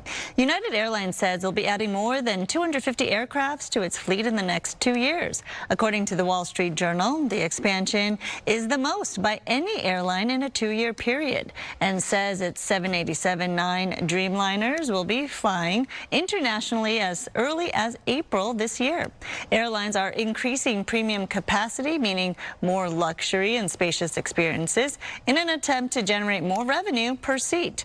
The report adds that since January 2020, scheduled business and first-class seats have risen 27%, nearly 3 times higher than scheduled economy seats. Speaking of luxury, check out this new feature. United also set to roll out economy seats that can be transformed into basically a couch, creating more comfort on those long flights. The expanded seat comes with a mattress pad, blanket, and 2 pillows.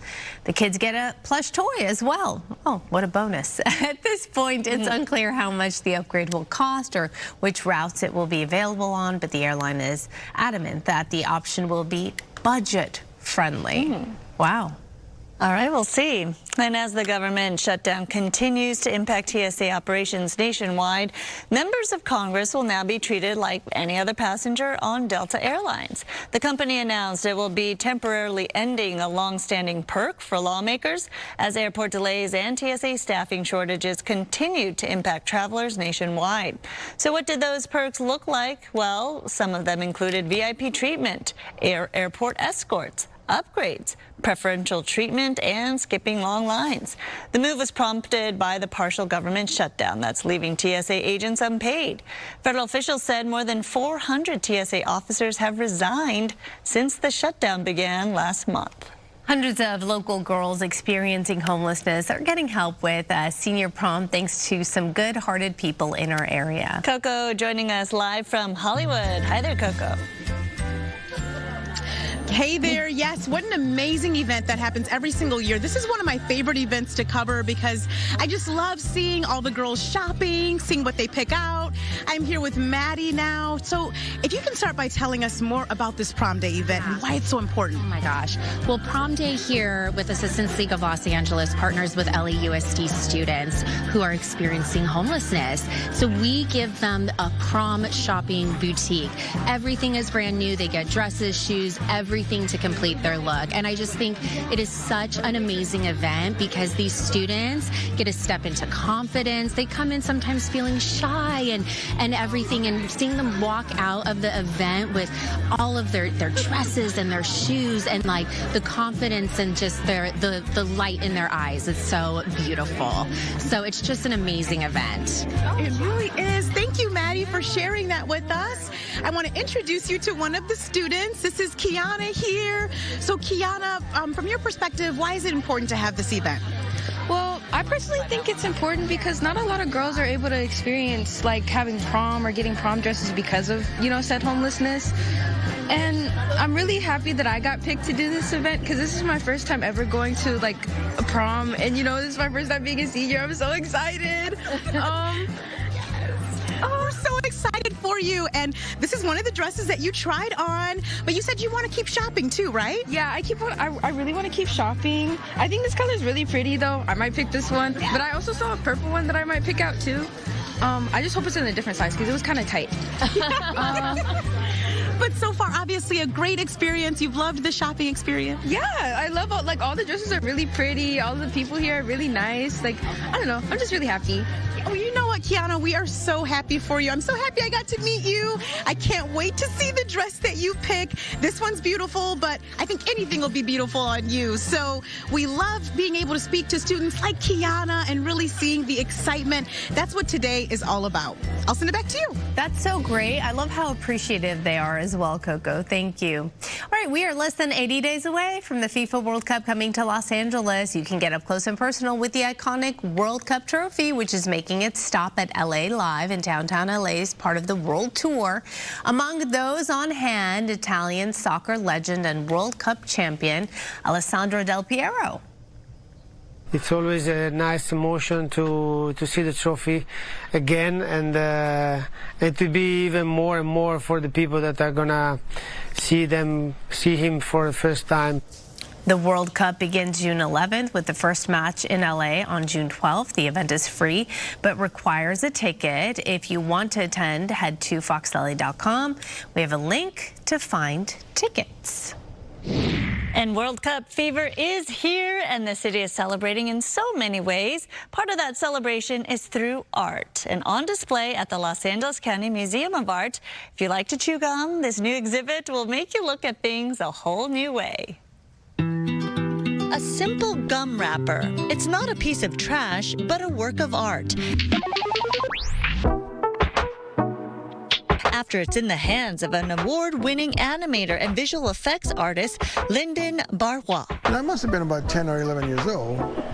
I realized because there's paper on one side and foil on the other, and since they're, stuck together, that if I sculpted it with the paper side out, I could color it. And so I started making drivers for Hot Wheels cars. Because the cars are so cool with the doors open and the hood and everything, nobody's driving them. I just thought it was the dumbest thing ever. And that led to individual athletes And then the athletes led to teams, and I just never stopped doing it. Shaping, forming, and meticulously painting hundreds of these wrappers, creating 1-inch athletes which come to life. He's created more than 300 figure sculptures depicting historic moments from the World Cup dating back to 1930. It's basically the plays, personalities, and the politics, because it's such a global game that you can't leave that stuff out. So you got, moments of extreme joy and moments of pain. And you have historical moments that are very dark, but coupled with, moments of elation and achievement. It's all on exhibit at LACMA, coinciding with this year's World Cup coming right here to Los Angeles. Soccer is not just about the sport and the field, but it's about society and culture, national identity, fandom. So you really get a sense of history as well as sport. When you think about the moment in time in history where the German team is giving the Nazi salute. Yeah.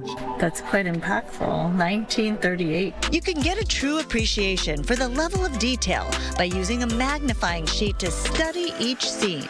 For Lyndon, the planning and execution of each installation can take weeks. I sculpt lots of these figures, and then I have to cast them. So it's a process to figure out which figure is going to portray message. What's very unique about everything you do is when you really look, you see the emotion and you see the movement in this. And it's a still figure, but you are able to capture that. How do you do that? Thank you. Well, being an animator, I mean, we study, movement and emotion all the time because we're trying to convey this in inanimate objects. When a simple piece of paper that would normally be thrown away is seen in a different light. When creativity works its magic in the hands of an artist. This exhibit truly shows what was and what can be, finding similarity in art and in sport.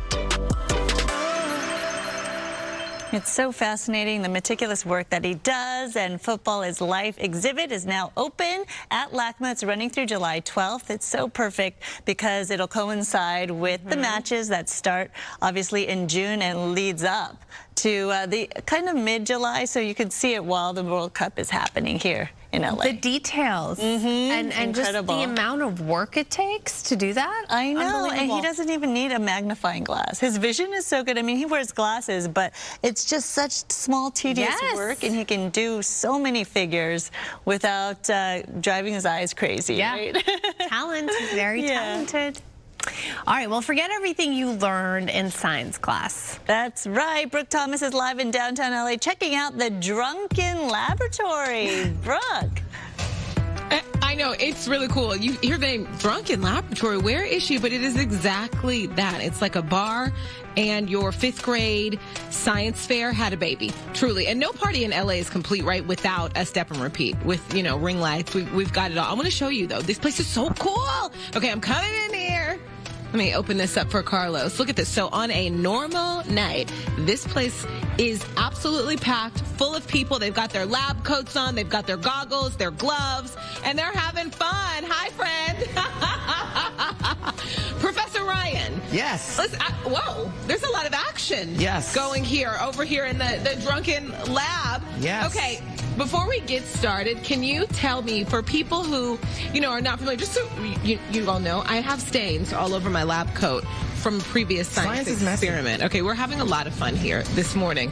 Okay, so talk to me about the Drunken Lab. The Drunken Laboratory. If I'm act up, the Drunken Laboratory is the world's first fully immersive science and SIP experience. Yes. Our guests are transformed into scientists for the evening with goggles and lab coats, and we lead them through actual science experiments while we serve delicious cocktails. Right? We have amazing music. There's karaoke. There's trivia. There's a little comedy. Is this a mocktail? Because it is. It's 9 o'clock in the morning, Professor. This is not a mocktail. No. 9 o'clock in the morning. Well, okay, we got about a minute away. Should I stir? Yes. All right. Now start stirring. This is one of our experiments. This is called Catching a Catalyst 101. Okay. And a catalyst is something that speeds up a reaction. All right. Okay.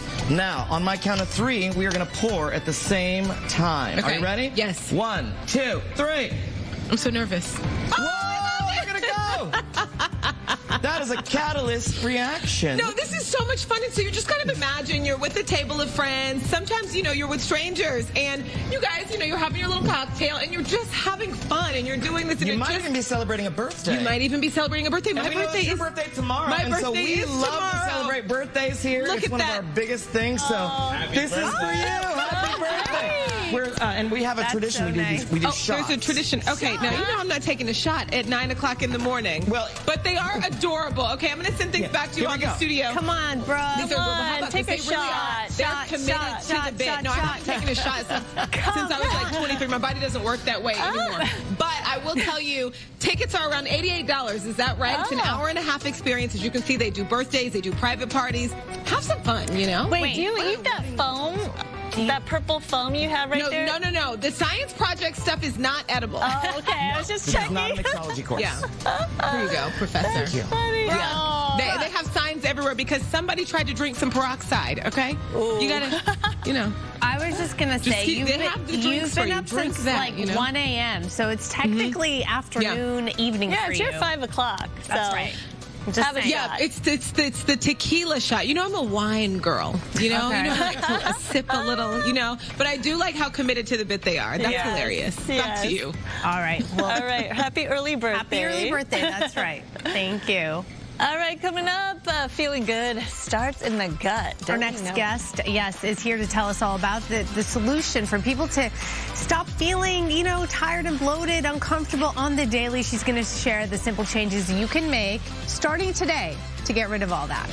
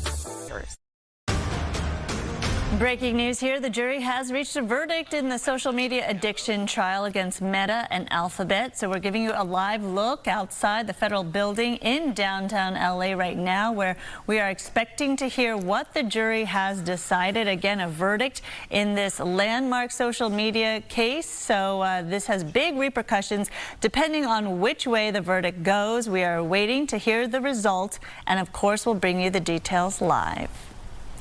But for now, Styer. In the meantime, yeah, no, I'm back.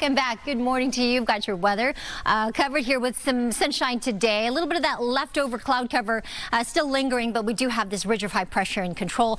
That is actually going to strengthen a little bit. We'll get those temperatures to warm up a little bit more as we get to the end of the week, but then next week, some big changes with the pattern. In the meantime, if you're headed to the coast, 67 to 70 along our sand and our coastline, 1 to 3 feet. That's about it as far as our surf heights, so just be careful if you are headed to the coast. Downtown LA, 82 today, getting up to the upper 80s by the end of this week and this weekend. And then we'll drop to the low 70s next week, Tuesday, with that chance for rain. An area of low pressure is going to drop a little bit farther south, which could bring us some much needed showers next week, from 90 degrees today in the valleys to the low 70s next week, Tuesday, with a chance for rain. 71 up into the mountains in Big Bear. Beautiful conditions with lots of sunshine even there. It'll drop to the 50s by next week, Tuesday. The high desert, 89 today. And the Coachella Valley, of course, warmer, around 99 to 100 even there. A little cool down to 84 on Tuesday. Back to you. Maria, thank you. So if you're feeling bloated, fatigued, anxious, insecure, our next guest says your nervous system may be to blame. Certified holistic nutritionist and self-development creator Rebecca Lee is here with simple ways to help you feel better. Good morning. Hi, I'm so excited to be here. Well, we're happy to have you. You caught my attention on social media, and I found what you were saying to be fascinating. So here you are. Why don't we start with you explaining the link between our nervous system and our gut and skin health? They're connected. Yes, completely. And this is where so many people miss the mark, because they think, oh, I'm having gut issues, I need to go to a doctor, I need to cut out certain foods, take certain supplements. And while those all might be helpful, there's a deeper link to gut issues that a lot of us are missing, which is our nervous system and chronic stress. So if you are living in chronic stress, anxiety, in nervous system dysregulation, in fight or flight, that actually can shut off our digestion, right? Because when we're in fight or flight, our bodies primarily think we're getting chased by a lion. So naturally, it's not going to prioritize digestion. It's going to prioritize the threat at hand, which is the nervous system dysregulation, the chronic stress, and the anxiety. But nowadays, a lot of us are just living with that in our modern day. So it's shutting off systems in your body because you're dealing with other things like emotions and all of that. Exactly. And it's perceiving what's happening in our lives as like real threats, right? Like getting chased by a lion. But in actuality, we need to learn how to regulate our nervous systems, you know, change our inner dialogue, do certain things to make it better, and really, you know, handle that fight or flight response. And you say that you find this more in women, especially high functioning, very successful women who seem to have everything under control. Yes, 100%. Why is that? And I know that because that's what I've dealt with for a majority of my life. Somebody, you know, who's put a lot of pressure on herself to achieve and perform and, you know, be this person. And for me, I struggled with gut issues a lot. And it wasn't until I unlocked this deeper layer that it actually started to get better. And I think a lot of women struggle with this because, you know, we can be more anxious or high functioning or put a lot of pressure on ourselves, and we don't realize that that inner dialogue actually can live in our gut. That anxiety is getting stored in our gut. So what do we do? What are some habits, like starting today? What can we change to help us feel better? How to regulate that nervous system? Yeah, completely. So for a few tangible tools, I always say that the easiest and quickest way to regulate your nervous system is through your breath. So anything that you do that slows down the exhale, so breathing in for 4 seconds, holding at the top, and then breathing out for 6 seconds, for example, is a great way to like immediately shift your nervous system into the parasympathetic state, aka the rest and digest. So you can do a few rounds of that before eating. Is a great way to start if you want to get the body into a rest and digest state. That's one great way. Another great way is to have morning rituals or nighttime rituals, right? So even if it's not a crazy long routine, just having something you do in the morning to bring safety into the body. So instead of waking up and checking your phone right away, you know, which a lot of us are guilty of, which immediately puts cortisol up and fight or flight, you know, doing something like a grounding meditation or a breath work or walking outside in nature for a few minutes, you know, like don't underestimate how much these little things can really make a big difference. And then on a deeper level, looking at our inner dialogue, right? Like, how are we speaking to ourselves? Are we making stressful situations even more stressful by putting more stress and pressure on ourselves? Are we getting more anxious about it? Are we speaking kindly to ourselves? Like, all of these things have a really big impact on how our gut feels and therefore how our nervous system is also. Makes sense. It makes perfect sense. Well, Rebecca, thank you so much. Appreciate you coming. Anytime you're in LA, stop by. You can find new episodes of the Rebecca Lee podcast every Wednesday, wherever you get your podcasts. That was very helpful. We're in control. We got this. And we'll be right back. Thank you.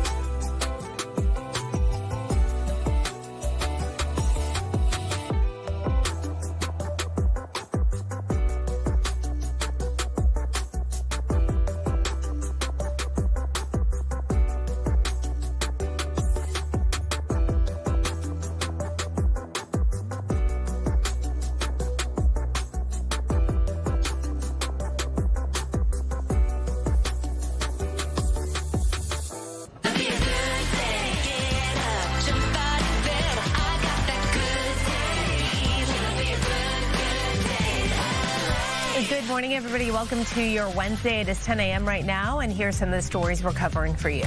Breaking news this morning in the case of a woman being suing big tech over social media addiction. We have a ruling from the downtown LA courtroom. Heads up for all you lead-foot drivers, with the city of LA installing cameras to catch all you speeders. And our weather is actually quite nice. We have some springtime conditions later this afternoon. But right now we're watching the marine layer, which is also quite nice. It is a little bit of a reduction in visibility with fog as well along the coast. 3-mile visibility in Oxnard.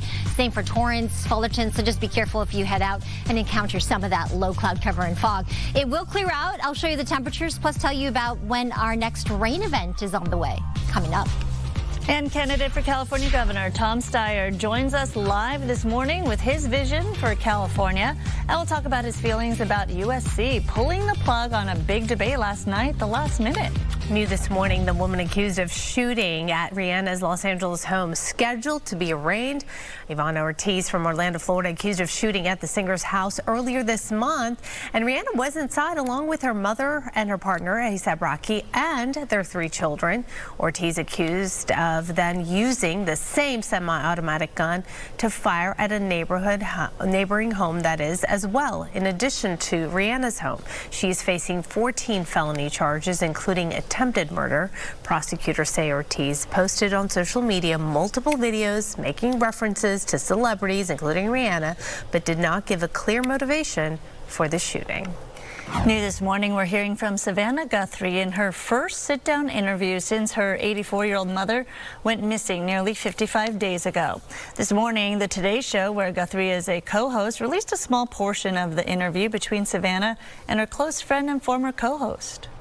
Someone needs to do the right thing. We are in agony. We are in agony. It is unbearable. The Guthrie family is offering a $1 million reward for any information about the masked man believed to have abducted Nancy Guthrie from her home in Tucson, Arizona. The names of 2 LAUSD schools will soon change after accusations of sexual abuse by Cesar Chavez. On Tuesday, the school board voted unanimously to recognize March 31st as Farm Workers Day, replacing Cesar Chavez Day. It will begin the process of removing Cesar Chavez's name from 2 schools, an elementary school in El Sereno and a high school in San Fernando. The schools will carry the Chavez name through the end of this school year. We know it was not just one person who led this movement, but it was a collective effort among thousands of farm workers and allies, other folks who stood up for the rights of farm workers and the rights of all people. The schools will host meetings and conduct surveys on potential names. The board will take a final vote in the fall. More developing news here. LA is moving forward with a plan to install more than 100 speed cameras across the city. Mario Ramirez has a story from one of the proposed locations. LA City Council just unanimously approved a plan to install up to 125 speed cameras at busy intersections like this one here in Pico Robertson.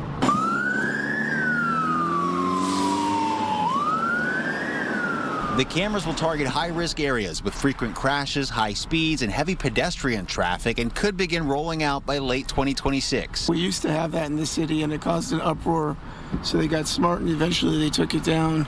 But I think LA is really willing to do whatever it can to make money at this point with all the broken roads and all the homeless, and it's just another trick to get people to pay more money. The city installed red light cameras back in 2004, but shut the program down in 2011 over issues about cost, enforcement, and effectiveness. It's a good idea to catch people driving at a very high speed, and they can enforce it, and they can also get footage of it directly. And I think it'll also heighten people's senses, and people will take speed and accountability more seriously. City leaders say this new program will be different, managed by the Department of Transportation, not law enforcement, and focused on data, safety, and reinvesting money back into streets. I think it's a great idea because there is a lot of speeding that happens around here. And I also feel like it's something that needs to go into place, but also make sure that the community is aware of it. It's just California taxing the middle class and the poor again. If you think the wealthy people care about a speeding ticket, they don't. But it's the middle class and the poor that need their cars to get to work, and they need the extra money to pay their families, and that's just Big Brother in the sky. Documents show the program will cost the city more than $6.5 million a year to operate, and it follows similar programs that have recently been rolled out, already in place in San Francisco and Oakland. In Pico Robertson, I'm Mario Ramirez, Fox 11 News. USC taking some heat for canceling a gubernatorial debate that was set for last night. That debate rules specified only the top 6 candidates based on polling and fundraising numbers would take part. That criteria left 4 Democratic candidates of color off the debate stage, drawing criticism from both those who made the cut and those who did not. It was cancelled within 24 hours of the debate happening. And if you actually look at why this happened, it was cancelled by the Democrats in the state legislature. USC says it called off the debate when the selection criteria became a significant distraction from the issues themselves. Some of the candidates who did not make the cut said the selection formula was rigged and biased. They canceled this debate because they realized it just didn't pass the smell test for a lot of people. The 4 Democrats who were set to participate in the debate also criticized USC's selection criteria, but they did not back out of the event before it was canceled. And coming up in just a few minutes, we will be joined live by one of those candidates who was supposed to be on that stage, Tom Styer. All right, Maria. All right, let's talk about our weather now, because we do have some changes in the near future, which I'll talk about in just a few moments. But right now, I'm happy to talk about the marine layer. It has come back this week, and you can see it here on our satellite radar pictures, really helping to keep us nice and comfortable, especially closer to the coast, also giving us a little bit of a sea breeze. High pressure, it's still in control of our weather. However, it is weak enough and off to our south and southeast enough to give us that slight onshore flow, but temperatures are still going to be warm, 10 to 15 degrees above the average. In fact, going to warm up a little bit more as we get to Friday and Saturday. But as we get to next week, we're going to watch an area of low pressure that's going to sag a little bit farther south and could give us a nice change of pace. Finally, some showers back in the forecast. Nothing too heavy, but we could use a few more light showers moving in. I'll keep you posted as we get closer. In the meantime, we do have temperatures in the 60s, mostly outside. 67 in Pasadena, 66 in Burbank. Got up to 70 now in downtown LA, 66 in Corona, 81 in Palm Springs to that 64 in Big Bear. Highs today ranging from 99 in the low desert like Palm Springs, 89 in the high desert areas, 71 into Big Bear. Lots of sunshine.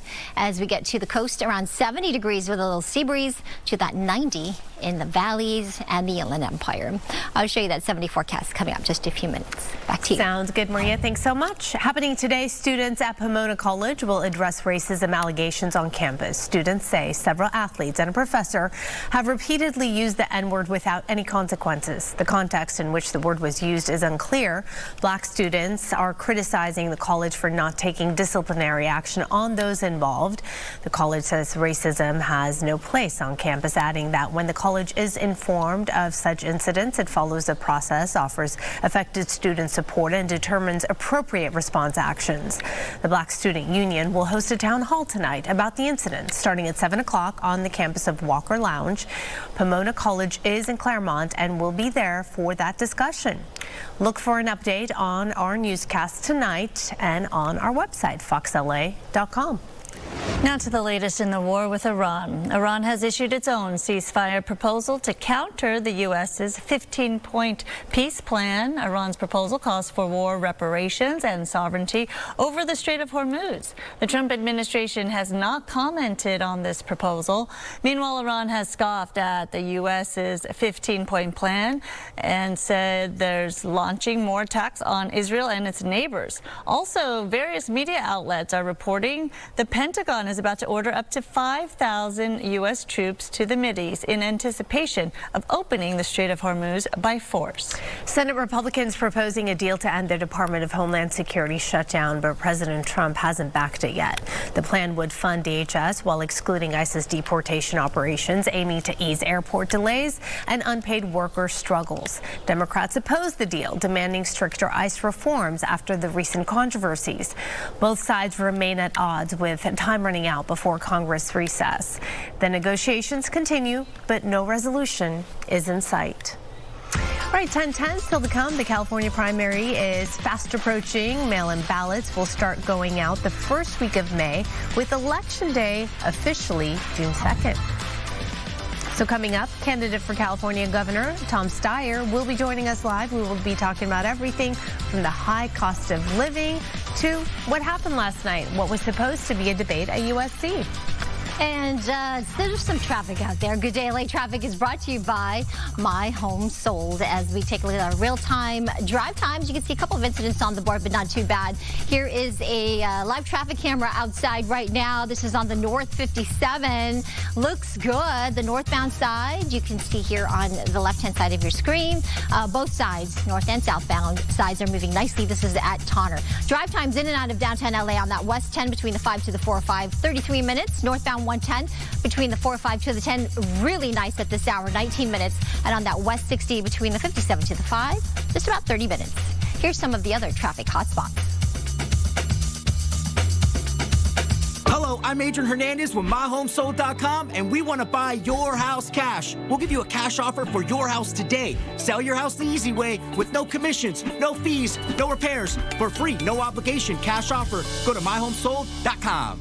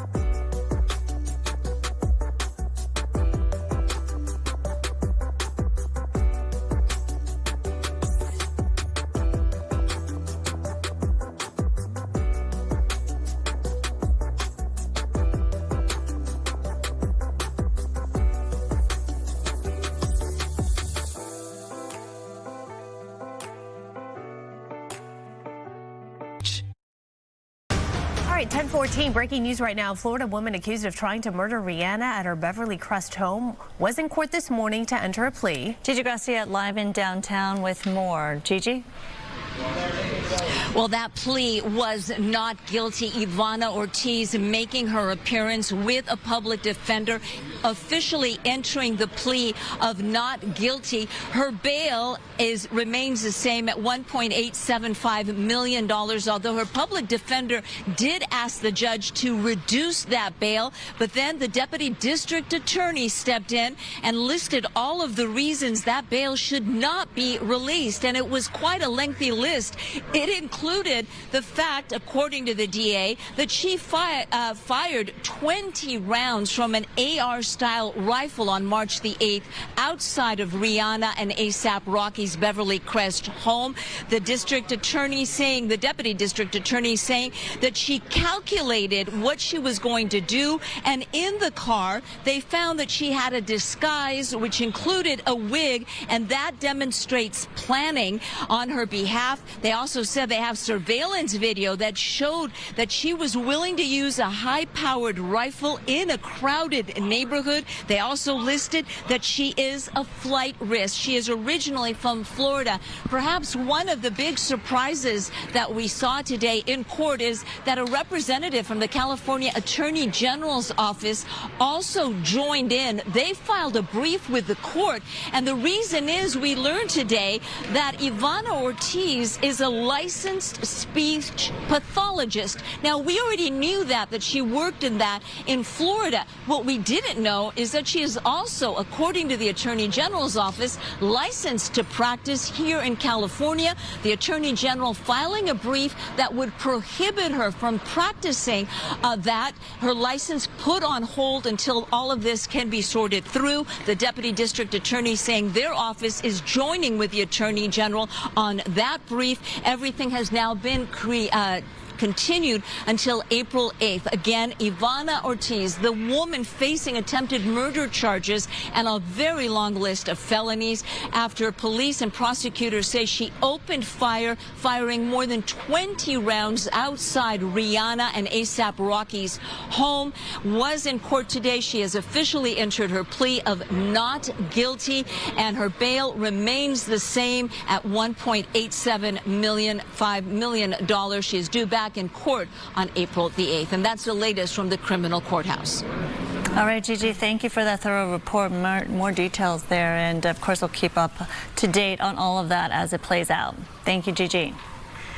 Now, the California primary is fast approaching, and mail-in ballots will start going out the first week of May, with Election Day officially June 2nd. That's right. And here on Fox 11, we want to make sure that you're hearing straight from the candidates, and we've extended dozens of invitations to candidates, asking them to sit down with us and share their message. Joining us this morning, Democratic gubernatorial candidate Tom Styer. Thank you so much for being here. A businessman known for his philanthropy, of course, and of course, commitment to correcting climate change. Thank you for coming in. Thank you guys for having me.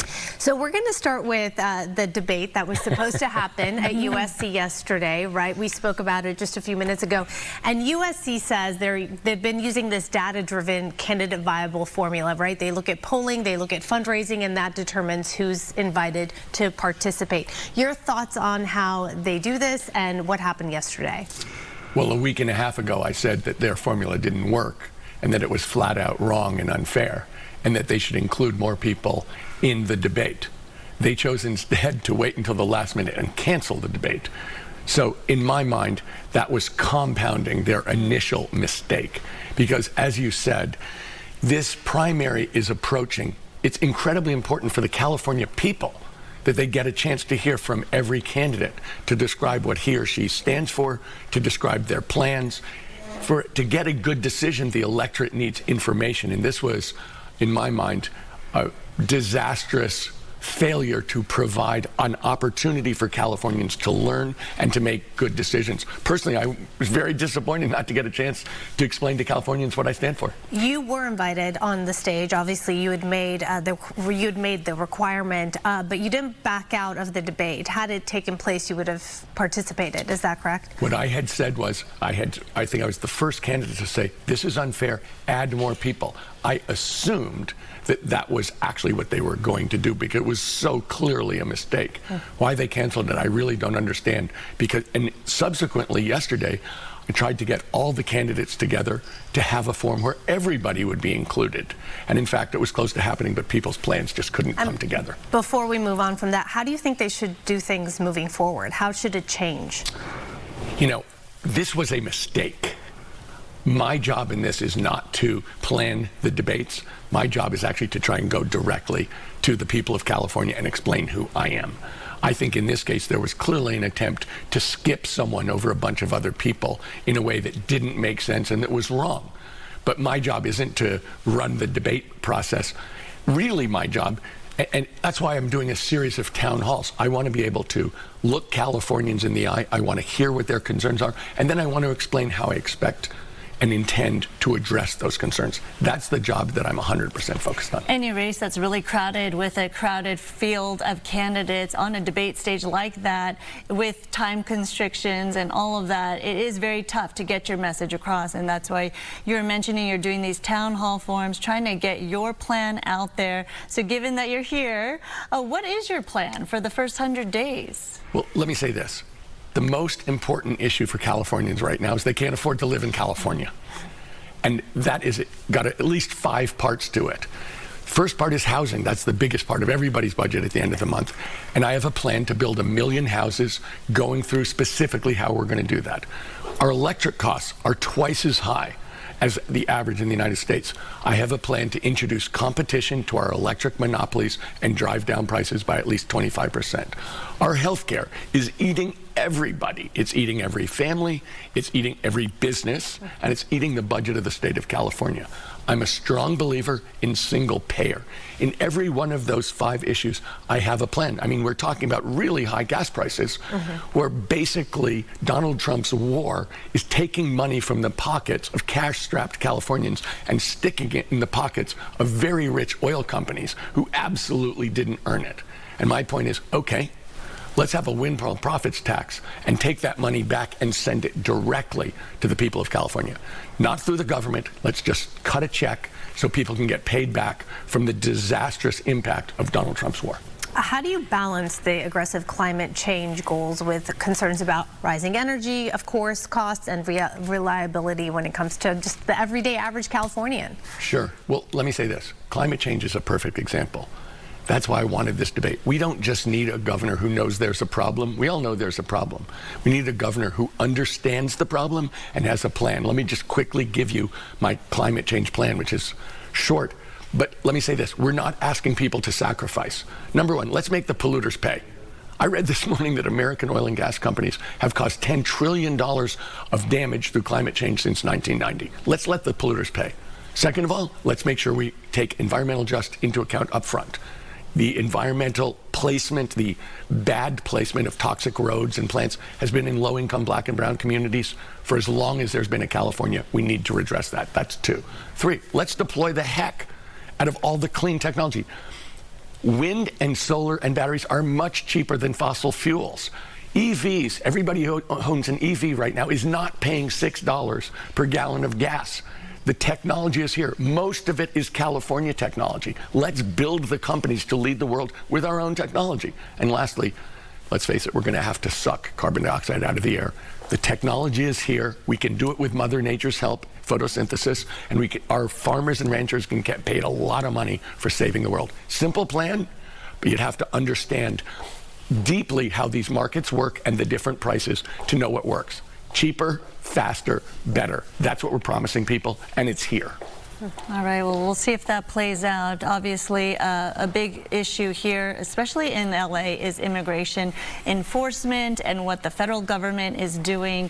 The concerns in the community are very real. The fear is very real as well. What role as governor would the state play in all of this, and how would things play out if you were governor? Look, I think the governor's job is to protect Californians when they're under threat from either a corporate or a governmental bad actor. Clearly, ICE is a bad actor. I believe it should be abolished. We are a sanctuary state. I worked very hard with other people to make sure that our law enforcement does not cooperate with ICE, except in the case of violent felons. So we should be protecting our people at every stage from ICE. ICE is, in my mind, a criminal organization from top to bottom that doesn't obey the law, doesn't believe that they have any defense if they shoot Americans in the face. They're there to terrorize and break down our society, and we need to stand together against them, both legally and in terms of how we talk and being in the street. It's a movement. Saturday is No Kings. We have to be organized to show the world, like Minnesota, we don't accept this. We're a lawful society. We're a compassionate society. We're a successful society. We're a liberty-loving society. ICE has no place in that society. One of the biggest issues, I would say, here for many Californians is the homelessness crisis, right? It's everywhere. We see it. They're trying to clean up. There's so much work to be done. What would you do differently as far as the current administration is concerned, as far as homelessness, the policies, and the safety of communities? Because it kind of goes hand in hand, doesn't it? So to me, the most important thing to think about homelessness is this. Nobody gets well on the street. Only about 1 in 7 people who become homeless start with a severe mental health issue like bipolarism or drug addiction. Being on the street is incredibly dangerous, it's incredibly stressful, and it causes mental health problems. So from my standpoint, the most important thing is, for one, keep people from going on the street, and if they're on the street, let's get them off the street as fast as possible. Our plans now are to deliver long-term housing. It takes 7 years. That means for 7 years you're in limbo waiting for long-term housing. That is incredibly destructive, incredibly expensive, and it does not work. That's why I'm a big fan of emergency interim housing, to get people off the streets as fast as possible into a facility where you have a room with a key, shared food, dining facilities, shared laundry, a chance to bring your animal. The truth is, getting people off the street is the most compassionate thing and the best thing for our communities, because communities, every community has an absolute right to feel safe. Kids have a right to feel safe walking down the street. So getting them off the street into a safe interim housing that they like is the way to go as fast as possible. Well, I want to touch on that, a couple points there. Number one, oftentimes we hear that people don't want to get off the street. They don't want to follow the rules. They don't want to be told what to do. So building or trying to build these shelters and homes isn't working. Okay, people don't want to go to shelters. And there are a bunch of reasons people don't want to go to shelters. A shelter is a big open dormitory with no walls where you're not allowed to bring your animal. There are a whole bunch of reasons why people don't want to go into that. That's why what I was describing is something that somewhere around 3/4 of people actually want to go to, and once they're there, they actually love it. So the truth is, what you're saying has been a big problem, and this is a solution to that problem. Okay, and the second point I would like to talk about when it comes to homelessness is what you touched on, mental health. So mental health is something that we see often when we look around and we see homeless people, right? So how do you fix the mental health component of this issue? Because this is the driving force behind so much of it. I completely agree, and that's what I was trying to say. Being on the street produces the mental health problems that we see in so many people. That's what I was trying to say. Only about 1 in 7 people who become homeless start with a mental health issue. That's why getting them off the street as fast as possible is so incredibly important. Because we all know, solving mental health problems is incredibly hard, incredibly expensive, and incredibly long. And so it's not a quick fix it at all. No, and that's my point. The interim, we want to have support facilities, including mental health, in these emergency interim housing facilities. But the truth is, we need to get people off the street to prevent those problems from, escalating. Speaking of expensive, though, this whole effort to end homelessness here in LA, across the state, obviously it costs a lot of money. Ton. Where is the money coming from? Well, let me say my solution is much, much, much less expensive. Just so you know. Mm-hmm. The interim, a room, not a whole permanent housing apartment, but a room with a key, much less expensive. But the second thing is this. I think I'm the only candidate with a plan on day one to raise the money we need to balance our budget. I have said on day one, I'll call a special election to close a corporate real estate tax loophole that has been on the books since the 70s that is worth over $20 billion a year to the state of California. It's a real loophole. There's no reason that huge office owners, mall owners, or Disney should be paying rock bottom real estate taxes that are completely unrealistic. It's a loophole, we'll close it, and that is the first step to getting us back to being solvent. Tom Styer, thank you so much for joining us. We really appreciate you taking the time, and our invitation is open for the other candidates running for the position of governor. Can I say one last thing? Of course. We need someone who understands these problems and has a plan to change things. Our budget absolutely needs to be addressed, but so do so many of the problems that you're talking about, where they're chronic problems that are not being addressed, and we need a change agent from outside the system like me. I've been working for 14 years as an advocate and pushing on the corporate special interests to change them. I've always beaten them, and that's what I intend to do as governor. Thank you so much for your time and for joining us. Of course, a reminder that early voting sites open May 4th. You can drop off ballots May 5th through June 2nd, which is Election Day. Thank you, ladies. Hey, it's a hot day in the Good Day LA studios, because coming up, we are joined live by K-pop stars IVE, and we are their first stop after a very big announcement that hit this morning. You won't want to miss it. This is my day, buy me your day.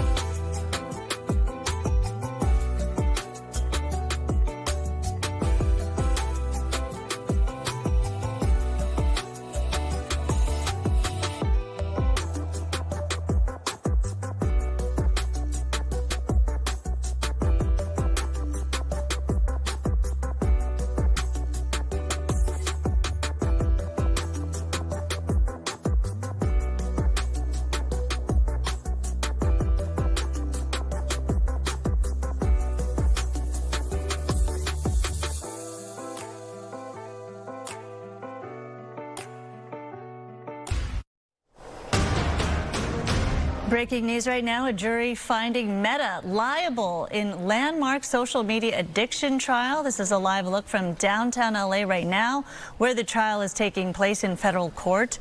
This historic verdict could have repercussions across social media and the tech industry. It is the first of several trials taking place this year that experts have characterized as the social media industry's big tobacco moment. A jury decided Meta and Google failed to warn users of the dangers associated with using their platforms. The jury awarded $3 million in damages, with 70% of that to be paid by Meta, the other 30% by Google. We are in downtown LA and we'll learn more about this and pass that along as we find out. All right, the K-pop stars are in the studio. I know. There's about 1,000 people in the studio, I think. You guys want to watch. Stay tuned for that. But in the meantime, I do have some business here to take care of. Let's talk about tomorrow, of course, is the home opener. The Dodgers and the Diamondbacks will be here at Dodger Stadium. If you have tickets to go to the game, tomorrow night at around 5:30's first pitch, around 77 degrees, a lot of sunshine. Of course, that has been the pattern, right? All month long, we have had temperatures well above average, so it's all been red boxes. It's stayed dry. We haven't had any rain at all, but that's going to change. I'm looking at the computer models, and it looks like next week our pattern could change significantly, at least enough anyway, to where we could get a storm system to move in and bring us that nice chance of showers. In the meantime, today, dry. 82 degrees again for downtown. That's above the average of 71, but at least not as hot as last week in those record-breaking temperatures. Our sunset time coming up at 7:09 this evening. Here are the highs. 86 in Santa Clarita, 90 in Woodland Hills, so still hot, but not as hot as last week. 91 in San Bernardino, 88 in Corona, 77 in Santa Ana, 78 in Long Beach. Sea breeze, nice. It feels good in Oxnard, 70, as well as Huntington Beach, 99 in Palm Springs. So when I come back, I'll show you that 7-day forecast. Now to Amanda. Yes. Thank you. Entertainment is sponsored by Yamava Resort and Casino. Global K-pop superstars IVE are back in LA with new music, and they just announced this morning that a big U.S. tour is on the way. I'll be going out with the bag, shaking my head. This is my way. I'll be going out with the bag. This is my day. Buy me your day. I'll be going out with the.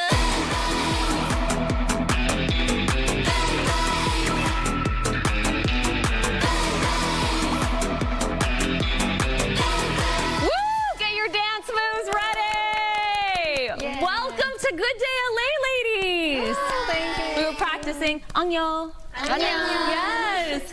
Okay, can you introduce yourselves as a group and individually? Okay, 2, 3. Hi, we are IVE. Hi, this is Wonyoung. Hi, this is Hyujin. Hi, this is Lisa. Hi, this is Liz. Hi, this is Ray. Hi, this is Skull. Woo! I love it. Hi, I'm Amanda. I wish I was part of your group. How awesome you are. I mean, how does it feel to be here promoting your new music, your new album, Revive Plus, and of course, getting ready for this big U.S. tour? Yeah. Wow. We're so excited to be here with you. Thank you. And like our previous memories from the last tour was really good. Yeah. So yeah, I'm really looking forward to that day. Yes. New year, new tour. It's very, very exciting. You're going to be playing at the Kia Forum in August. When you come to LA, what are your favorite things to do? For me, BCD in LA. BCD. We love Korean food, Yeah. so you should try. I should, yeah. Yes, so it tastes so good. So great shopping places and nice weather. So Yeah. we just Where do you love like it. to shop? There's a lot of Maybe. bread. Yes. I like Mellows. I love Mellows Street. Melrose is It's cool. always great. It is always Yes, it is. Very much so. Okay, when you're packing, you have a huge tour, but what is that must-have item that you pack in your suitcase that you cannot survive a tour without? Anyone else? Mask pack. Mask shirt. Yes. Skincare. Yeah, the K-Beauty. Yes, K-Beauty. Perfect. K-Beauty. I love K-Beauty. Especially while traveling, right? Because it's a long flight. And also in the flight, yeah, like you said, also in the flight. It's so much like we have to hydrate our skin always. Well, you all have beautiful skin. Oh, so thank you. tell me your tips, please. We wake up very early here. I really love your new song, Bang Bang. It's definitely a banger, okay? With all the confidence and attitude that it brings, how does this song show a new side of the group? The new song Bang Bang tell us about very intense and powerful side of us. Yeah. And I think the audience can feel the new genre of us. It's a little different what was it previously. Yeah, but still a great sound that your fans love and are used to. Now, you have some real good dance moves. Can you show me when it goes bang, bang? How do we do it? Maybe we just have like this bang too. And also we have the shoulder dance. I love a shoulder shimmy. Here we go. Ooh, that was some good shouldering, girl. Yeah, Good job. I love it. We could just bring that anywhere you go, right? Just in the car. You can be a banger every day. Put that on a t-shirt, please. That is good. This song is also part of your new album, Revive Plus. Now, for new fans out there, maybe people who are just discovering this album, which song do you think will get stuck in their head first? I think Bang Bang is for sure really good song, and because it's a really powerful song and the hook is really catchy. Yeah. So that's why. Catchy. Yeah, okay, I love that. Okay. And then which song from this album do you think will get the most reaction when you perform it live on stage? That's obviously difficult. Maybe Bang Bang. Bang Bang. Bang Bang. Wait, banger. get the shoulders ready, LA. You gotta get the shoulders ready in the summer. I like, you have fans from all over the world, but what message would you like to send to those who've been wanting to see you live again? They're counting down the days now. Yeah. Yeah, we are coming soon and there's so much new stuff that we're preparing, so stay tuned. Love you. Stay tuned. Oh, okay, I love this. Okay, are you counting down the days too? Are you getting excited? How do we prepare? I mean, I've never been on a world tour before, but like, what are the things you do to prepare for this tour? We have so much practice days and like setting up everything, but like we do things, but more than us, like our staffs and everybody's working for us, so we're always appreciating of that. Yes, absolutely. You have such loyal fans. Yeah. Growing up, who are the artists and who are the musicians that you looked up to that made you want to go into this career? Oh. So much good person. Yeah. There are a lot of musicians, especially for K-pop artists. Yeah. There are a lot of K-pop groups that we love. Yeah, like? Yeah, like Blackpink. Yeah. We all love. Yeah. We appreciate them, and there are a lot of great musicians in U.S. too. Ariana Grande. Oh, yes. Ariana Grande. So many musicians. Do you have... Go ahead. I love Cesar. Oh, Cesar. Yeah, and Ray also loves Cesar too, right? Yes. Yeah, okay, so what was the last song you listened to on your phones? I'm Open Arms. Open Arms by Cesar. I love that song. That's for a sure. great song. Yeah. Crazy of that song. That's a great song. And Ariana Grande, did you see Wicked? Of course. Okay. I'm a big fan of Wicked. You are? you? I'm obsessulated. Oh my God. Obsessulated. Toss. The pink and green? Yeah. Yes. Galinda. Yeah. Ooh. I think you girls are so fun that they should make an IVE movie one day. Please. Can't wait. Okay, if they made an IVE movie, what would they have to talk about? Like the tour, Bang Bang, rehearsals, like what do they have to do? First of all, U.S. tour, obviously. Yeah. And our song again, Bang Bang. Yeah. And all the things that happened on our practice room. Yeah, everything. Recording. And also I want to talk about K-food too. Tell me. Yes, like there's so many spicy and delicious food in K-food. Like bibimbap is like kindly trending in Korea too. Ooh. Yeah, and it's like mixed up with rice and a little kimchi thing. Okay. You must try that too. Okay, cool. Oh, I will try it. Yes. Okay, I want to do a little rapid fire with you girls. Would you raise your hand, okay? Who cooks the best food here? Oh. But recently, No. Okay. We have to pick Oh, you could raise your hand if you think you can. Okay. Who do you think cooks the best? I want to be me. Okay. I want to be me. Me. But, okay, everyone cooks well. Okay, wow. But honestly, Kyle is really good at it, and Wonyoung is recently interested in cooking. Ooh. Pasta these days. Who's like the biggest foodie? Like who knows all the cool places to go to and check out? I think that's me. Okay. Really a foodie girl. Yeah? Okay. Who's on their phones the most? Wow. Six of girls. All of you. Yeah, all of us. Okay. Okay, all of you. Let's see. Ooh, who picks the best vacation spots? Eugene. Oh, yeah? Eugene. Such a traveler. Okay, drop your favorite places for us.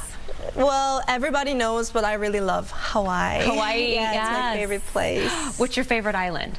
Well, I recently went to Maui. I love Maui. Yeah, I love it. That's my favorite. Really? Yes. Same. The Maui sunsets are like no other. See, stars, they're just like us. Huge global girl group, and here we are just talking about Maui. Yeah, they're all same people. Yes. Right. Tell me how you girls have gotten closer over, the last few months, especially as you're gearing up for the tour. Wow. I can feel the bond between us while we're practicing and while on the stage and off the stage, obviously. So, it's really comfortable if you're linked together. I can see this. You all have gotten to know each other really well. You all stand out in your own great individual ways. And you know what? I think this is a great way to wrap up Women's History Month in March. Let's hear it for the girls. Hey, girls. Girls out there. The girls out there. Oh, lastly, before we say goodbye, what is your message to the girls out there that are watching, that have dreams, that have big dreams like you? You guys should keep going on, and you can do everything you want, and you deserve it. Just that. Yes. It's all. Yes. I've got a feeling bigger things ahead for you girls. You guys are shining stars. IVE's new album, August 1st. Tickets on sale starting Thursday, April 2nd at Ticketmaster.com. Let's send it out with a shoulder bang. Shoulder bang. We'll be right back. Great job, ladies.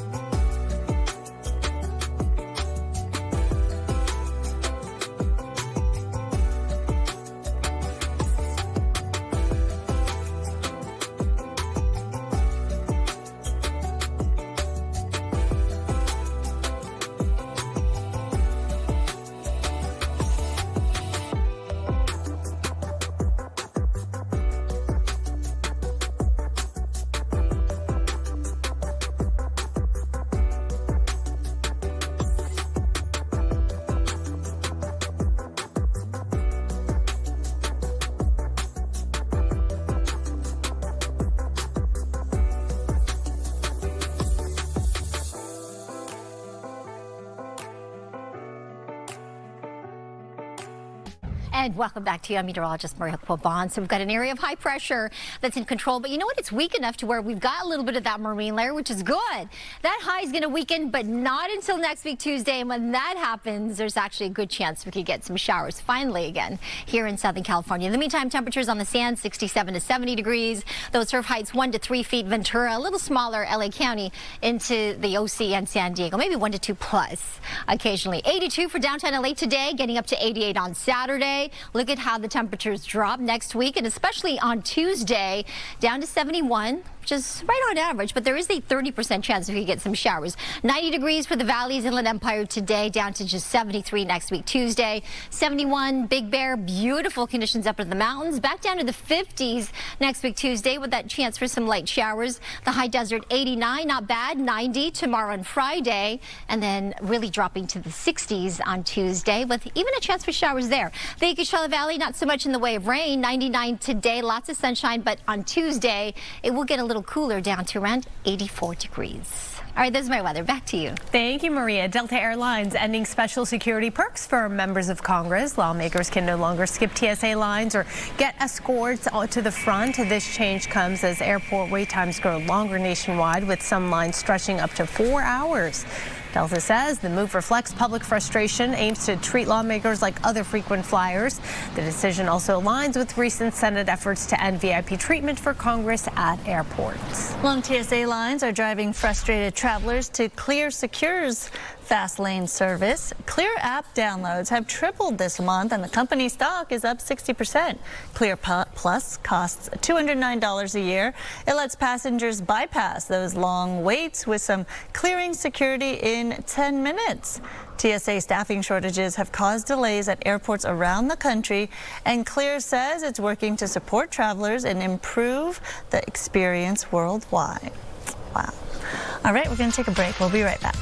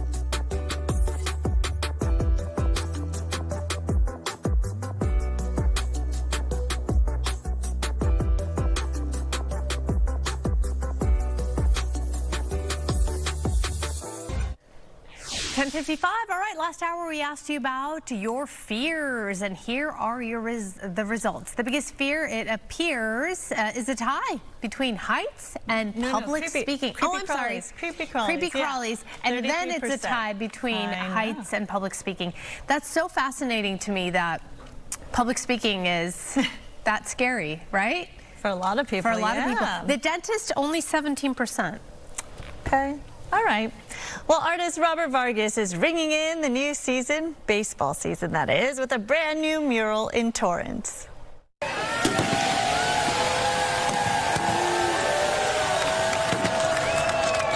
How awesome is this? The mural, Samurai of the Diamond, features Dodgers Japanese superstars Shohei Ohtani, Roki Sasaki, and Yoshinobu Yamamoto. Vargas's latest masterpiece, I should say, stretches 140 feet down the side and 50 feet across the Torrance Doubletree Hotel right there on Hawthorne, and it comes to life. Just scan the QR code and step up to the plate. The mayor of Torrance named Vargas an honorary cultural ambassador and gave him the key to the city. Strike one. Strike two. Strike three. And the Dodgers win again. This is my favorite part. They're all colors in my palette, and they're all in that mural.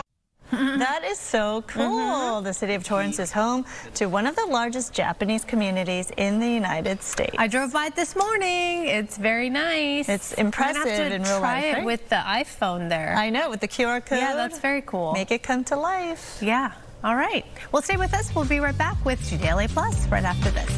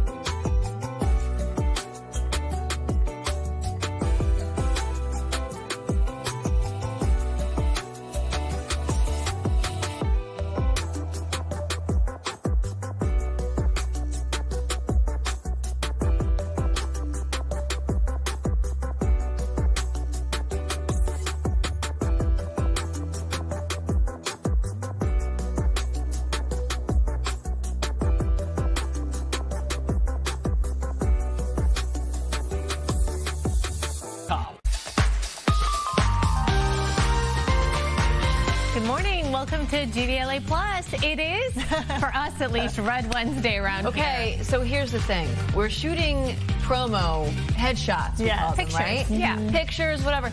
And we don't talk to each other about these things. We should. We but share we the didn't. same brain, though. And so we're on the same wavelength. I will tell you, I don't think it would have made a difference because usually red is my go-to color for pictures. I think a lot of us, we all look good in red. It's a good power color. Power color. So there you go. We showed up in red. Powerful women, you know? Yeah, that's right. Speaking of women, listen, women, when you're talking to your husband, boyfriend, whatever it is, do your eyes glaze over after just a few minutes? There is science behind this. There really is. We will discuss. All right, and World Cup fever is taking over Los Angeles. It's showing up in a unique way. So we're taking you inside a one-of-a-kind exhibit, bringing iconic World Cup moments to life. And the world needs more people like Lucas Taub. We talked to the hero who saved